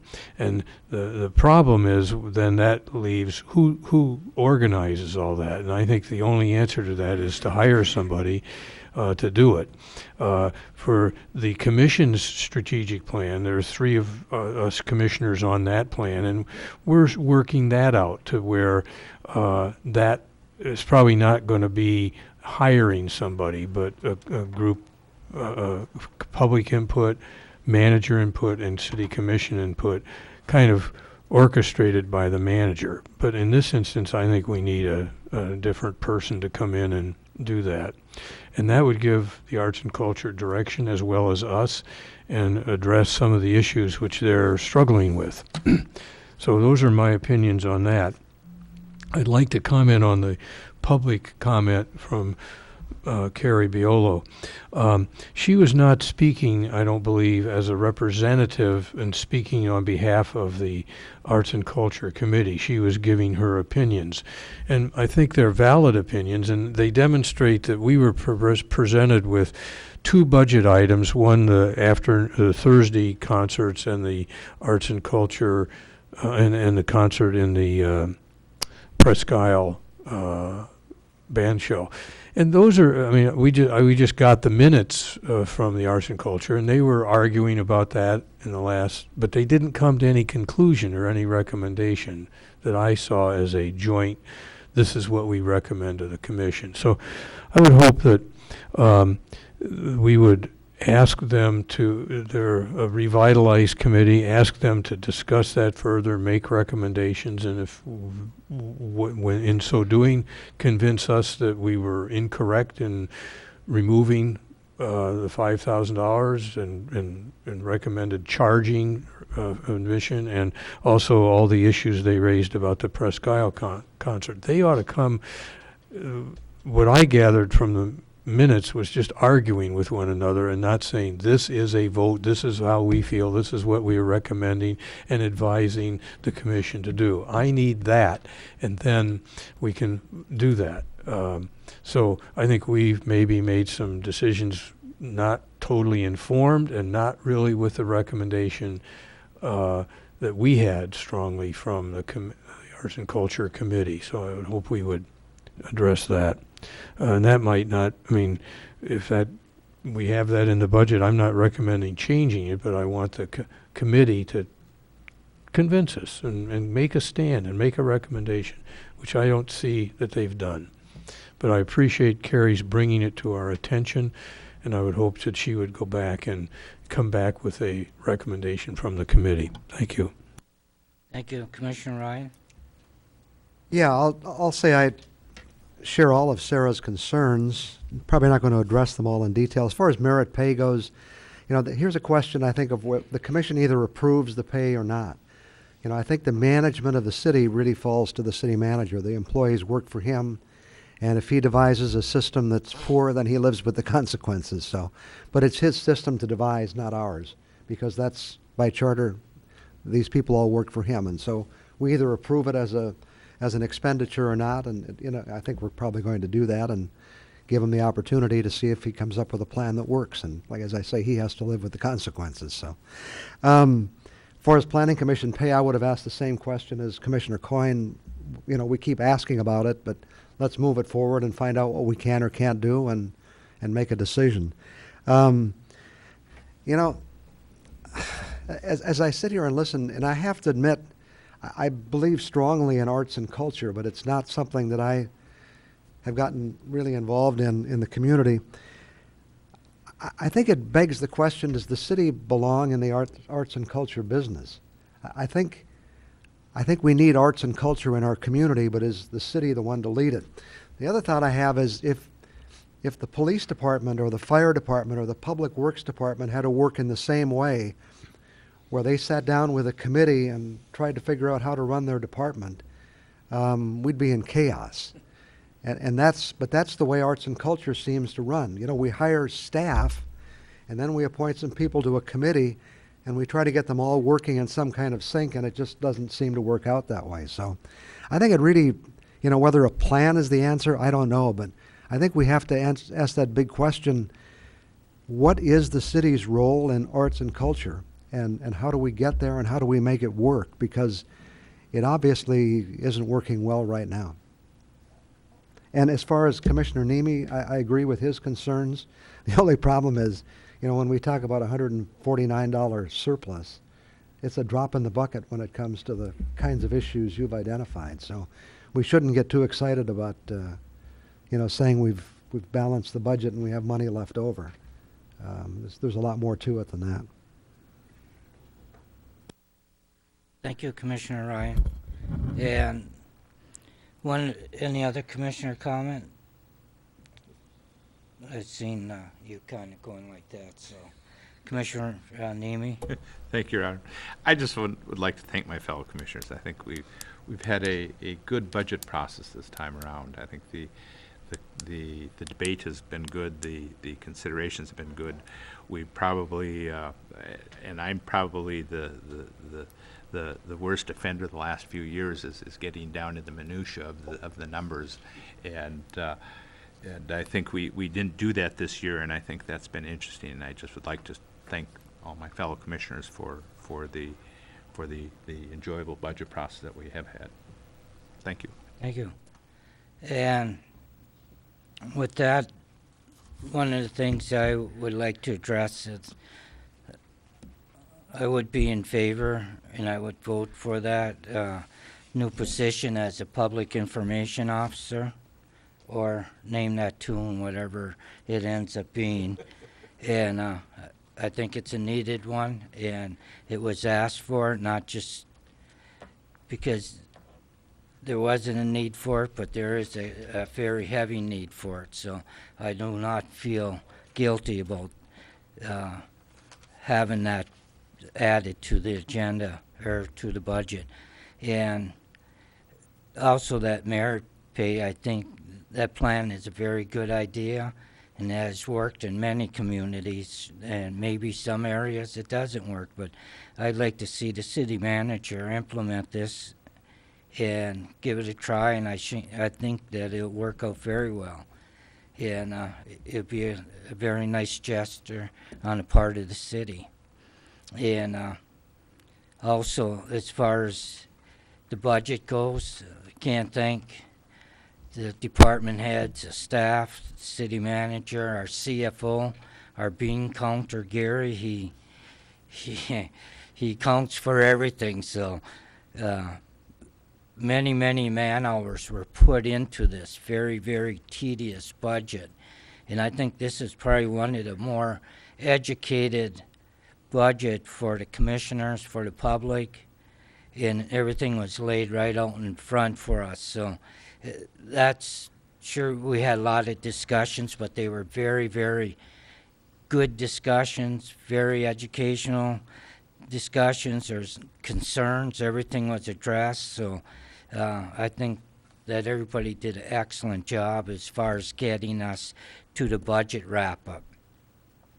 And one of the things I know that comes up quite often by Commissioner Nemi is a 2.5 increase that was negotiated by the city retirees before they retired, and there was a reason for that. The city saved very, very much into the future by going with this here, doing negotiations. There was things that were given up and deleted from these retirees, and for the retirees to receive 2.5, the city made out farther and much better than what the employees did, but this was a help. And there's employees that worked with the city from the 20s all the way up to 2004 that when they retired, that's what they're living on. And everything had increased 1,000% since that time. So this does help the employees that had worked and earned it through their 32 years of service. So I don't think that the employees feel very guilty that they had negotiated a very good contract with the city for the future of the employees. So anyways, I just want to address that this wasn't just a gimme. This was worked on and very well deserved after the employees given up a lot of other benefits. So the city was happy, the retirees were happy, so that's just where I wanted to address that. So yeah, with that, I'll turn it over to the city manager. Thank you, Your Honor. Let me, in closing, just say thank you all for your time. Thank you all for your efforts and your patience and your engagement. We try to make this process better every year, and so capturing all of the views of each commissioner and the experience is very helpful to us because we're always looking to make all of our processes better. I think you'll find, and thank you for the compliments for the changes that we made this year. Certainly we'll look forward to having more tours in preparation as kind of a pre-activity so the commission has a firsthand kind of visual experience with some of the things that come before the budget. I'm grateful for the attention that the CFO forecast has received. Many of you had an opportunity to hear from other independent parties, either through the MML or the Citizens Research Council forums at Northern and other organizations, just how important it is to stay engaged with the world so that you can be more agile in the decision making that faces you. That's something that we'll look forward to improving as we move forward through the years. This was only the second year that we've done that. And so hopefully we'll be able to provide the clarity that the Commission's asked for on specific topics. Mostly I'd like to thank the CFO and all of our department heads and staff. This is the most significant project that we go through every year. What you see in these final 5 to 6 days of deliberation leading up to formal adoption is really only about 10% of the overall effort it takes to concurrently operate the city, look at the closeout of the current fiscal year, and then plan for the next year, and to do it in a way where a lot of the revenue and the funding and the decision making is speculative up until the last minute when the public has their final input and the commission has their final vote. And so it always leaves us on pins and needles up until the last minute. You can imagine it's challenging to sometimes maintain focus over that amount of time, but they do a tremendous job, and I'm grateful for it. And I have nothing further on the budget unless the commission does, sir. Thank you, city manager. Anything further for the city manager? Commissioner Kambanzi. I'd first just like to kind of go off of Commissioner Nemi's comments, and that is just thanking my fellow commissioners. I think it's a good sign when you have the robust dialogue and the conversations and, you know, even the disagreements, because I feel like that's when the best decisions are made. And, you know, it's good to hear kind of what we feel, but also maybe some of the constituents we represent and bring to the table. So I just like to thank them, not only through the budget process, but also, you know, every time we sit up here and deliberate on behalf of the people who elected us to be here. And I would like to certainly thank our city manager. I mean, this is a huge, huge task and very important, and it was done extremely well. I think it was very detailed. I'm glad he agrees that it's it's a good idea to meet with all the department heads next year, kind of on a more mandatory term. Just because it was so helpful, I think, for all of us to go through and hear this and be prepped for what we were expecting to see on these line items. And certainly our CFO, Mr. Simpson, I know you probably worked a lot of long days and put in a lot of hours to get this right. And again, I knew from going to the MML conference that everything that comes to us, you're certainly on top of, especially with the EVIP program and constant changes. So thank you for that. And then just to pass this on to our department heads, I would like to say I was very impressed with the amount of time that they put in, not only trying to consolidate or save, whether it's positions, equipment, materials, time. You are what kind of represents the departments and the work that comes from them. And I know we don't get to interact with you very often, but I would like to say thank you for running your departments very well. I think you all do a good job, and you probably don't hear it enough. So thank you. Commissioner Schneider, anything further? No. Thank you. Commissioner Nemi, anything further? No, not really. We could, hand out laudatory comments all day, and it wouldn't be enough for what our staff has done. But one question, number 6, scheduled public hearing. Do we actually have to make a motion and action on that? Yes. Okay. Well, Gonna make a motion? should I do that now, or? I'll go and ask Okay. the rest of the commission first. Commissioner Coyne, anything further? Nothing further other than to echo the praise and thanks. Commissioner Ryan? Nothing further.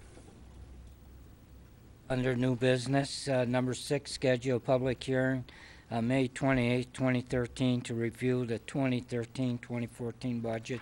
Is there a motion, Commissioner Nemi? Thank you, Your Is there Honor. a second? Support. Commissioner Schneider?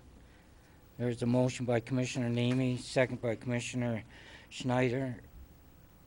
What? Commissioner Ryan has a comment. Commissioner Ryan? I think it would be helpful to clarify that when it is, I think it's at 7 o'clock at our regular commission meeting, and that our commission meeting that night is on Tuesday because of the Memorial Day holiday. So just so that people watching actually know when it's going to be. Okay, did you announce that? I just did. Okay, thank you. That's all in my motion. So anyways, we have a motion by Commissioner Nemi, second by Commissioner Schneider. All in favor, say yes. Yes. Yes. Opposed, motion passes 6-0. At this time, I'd like to open it up to public comment. Comments should be limited to 3 minutes per person. Please state your name and physical address when making public comment. Anyone wishing to address the commission at this time? Hi, I'm Norm Gruber. I live at 1850 Clark Street. About 2 months ago, my neighbors and I... Is your microphone on? It says it's on. Okay. I looked. About 2 months ago, my neighbors and I signed a document pointing out some of the difficulties with living on one of the few remaining gravel streets in Marquette and asking that you consider paving it, and sent it off. I wanted to keep that before you as you move through. I realize it was a little late to get into the budget process this year, but the spring, with the extra snow this winter and the protracted thaw, filled our road with potholes. When it isn't wet, we have when it's wet, we have potholes. When it isn't wet, we have dust. It sure would be great to have some pavement in there. And we reached a point where there's consensus among the neighbors to pay our share of whatever the project would cost. So if you will continue to consider that, I'd appreciate it. And so would we all. Thank you, sir. Anyone else wishing to address the commission at this time? Yes, my name is Lou Chappell. I'm Norm's neighbor at 2021 Woodland. The public information officer, I applaud you for doing that. The that position is really important. Here's one of the guys here. I did it for 3 years for the Department of Corrections. Ryan did it for a whole bunch of years at CCI. We've lived at that location for 30 years, and every spring and every summer and every fall we call the Public Works Department and say, would you grade? Would you put down some chloride to stop the dust and the dirt? I think all of you probably, I hope, took the time to read the petition that we put together. Every property owner signed it. They don't want any paving, just blacktopping. No water, no sewer. We already have our own septic systems and our own wells. And stormwater charges, we pay that. The city has been spending a lot of money over these past 30 years in the maintenance. A week ago on Thursday, the graders and trucks came down with gravel. They had to come back yesterday because the road deteriorated that fast. And there's a tremendous amount of time, effort, and energy on the part of the city staff. They're very good about it. I plow the turnaround down there so they can have a place to turn the vehicles around. And when I heard Bob Nemi say that we had a 15-month budget as opposed to 12, I had looked at the paper, the newspaper, and saw some extra monies that might be available to get that done this year. But now my numbers in my head are a little, I don't have the actual facts and numbers. And essentially that's all. I'm just trying to get the petition to your attention. There is one other thing that I really do want to say, that the lake is back at the tourist park. We are generating power through the Board of Light and Power that is helping defray some of the cost of the city. And the man that was sitting here on the commission many years ago that made that possible is sitting back here today. And I was going to propose that we rename the tourist park in honor of Dr. Mike Coyne. And I thank him. And he said, no, absolutely not, Lou. We're not going to go down that street. But that whole thing is back. It's beautiful. The kids are out there with their kayaks. There's sailboats out there on it already. It is just amazing. And the wildlife has returned. And it's just, I thank you all for the time and efforts that you made to get that done.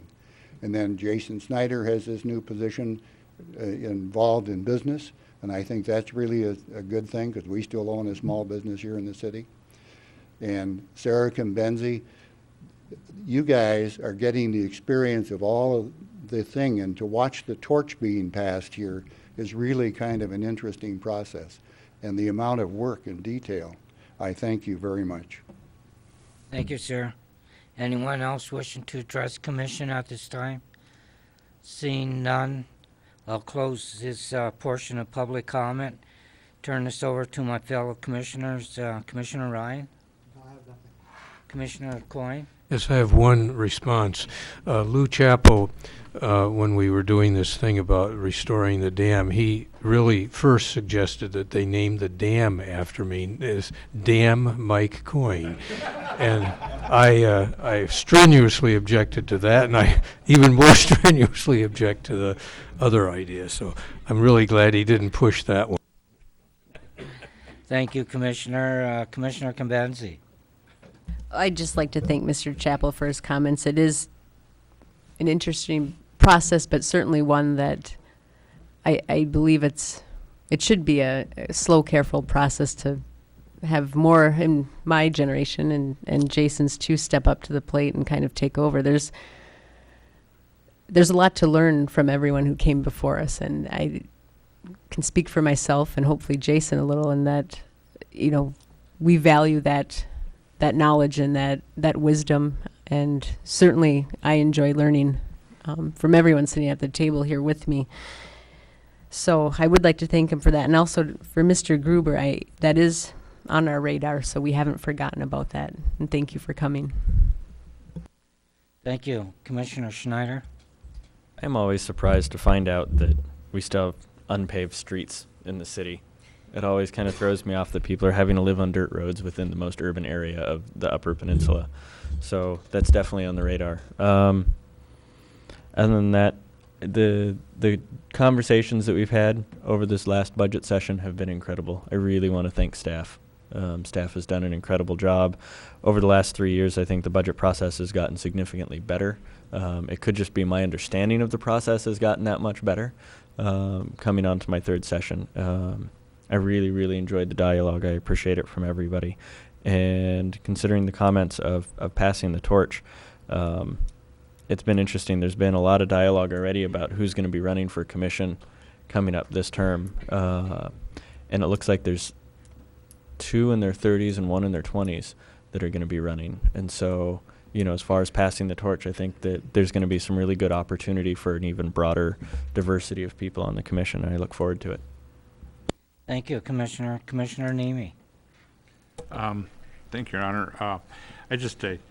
I agree that, you know, something needs to be done with these gravel streets, but I can guarantee you our engineers aren't going to agree with your assessment of how it should be done.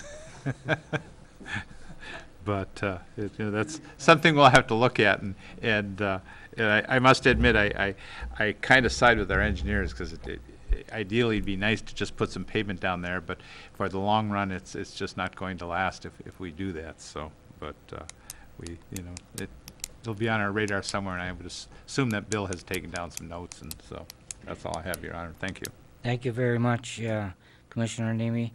And also, I noticed when that road, Woodland Avenue north of Wright Street, does get to a phase or one where it's beyond. I like using Pacer 1 even though it's a gravel street. But anyways, it's undrivable.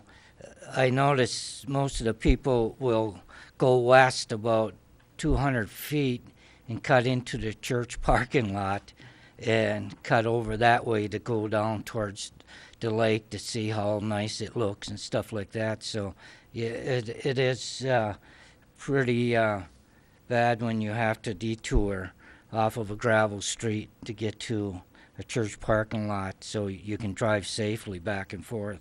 Just something to keep on your radar.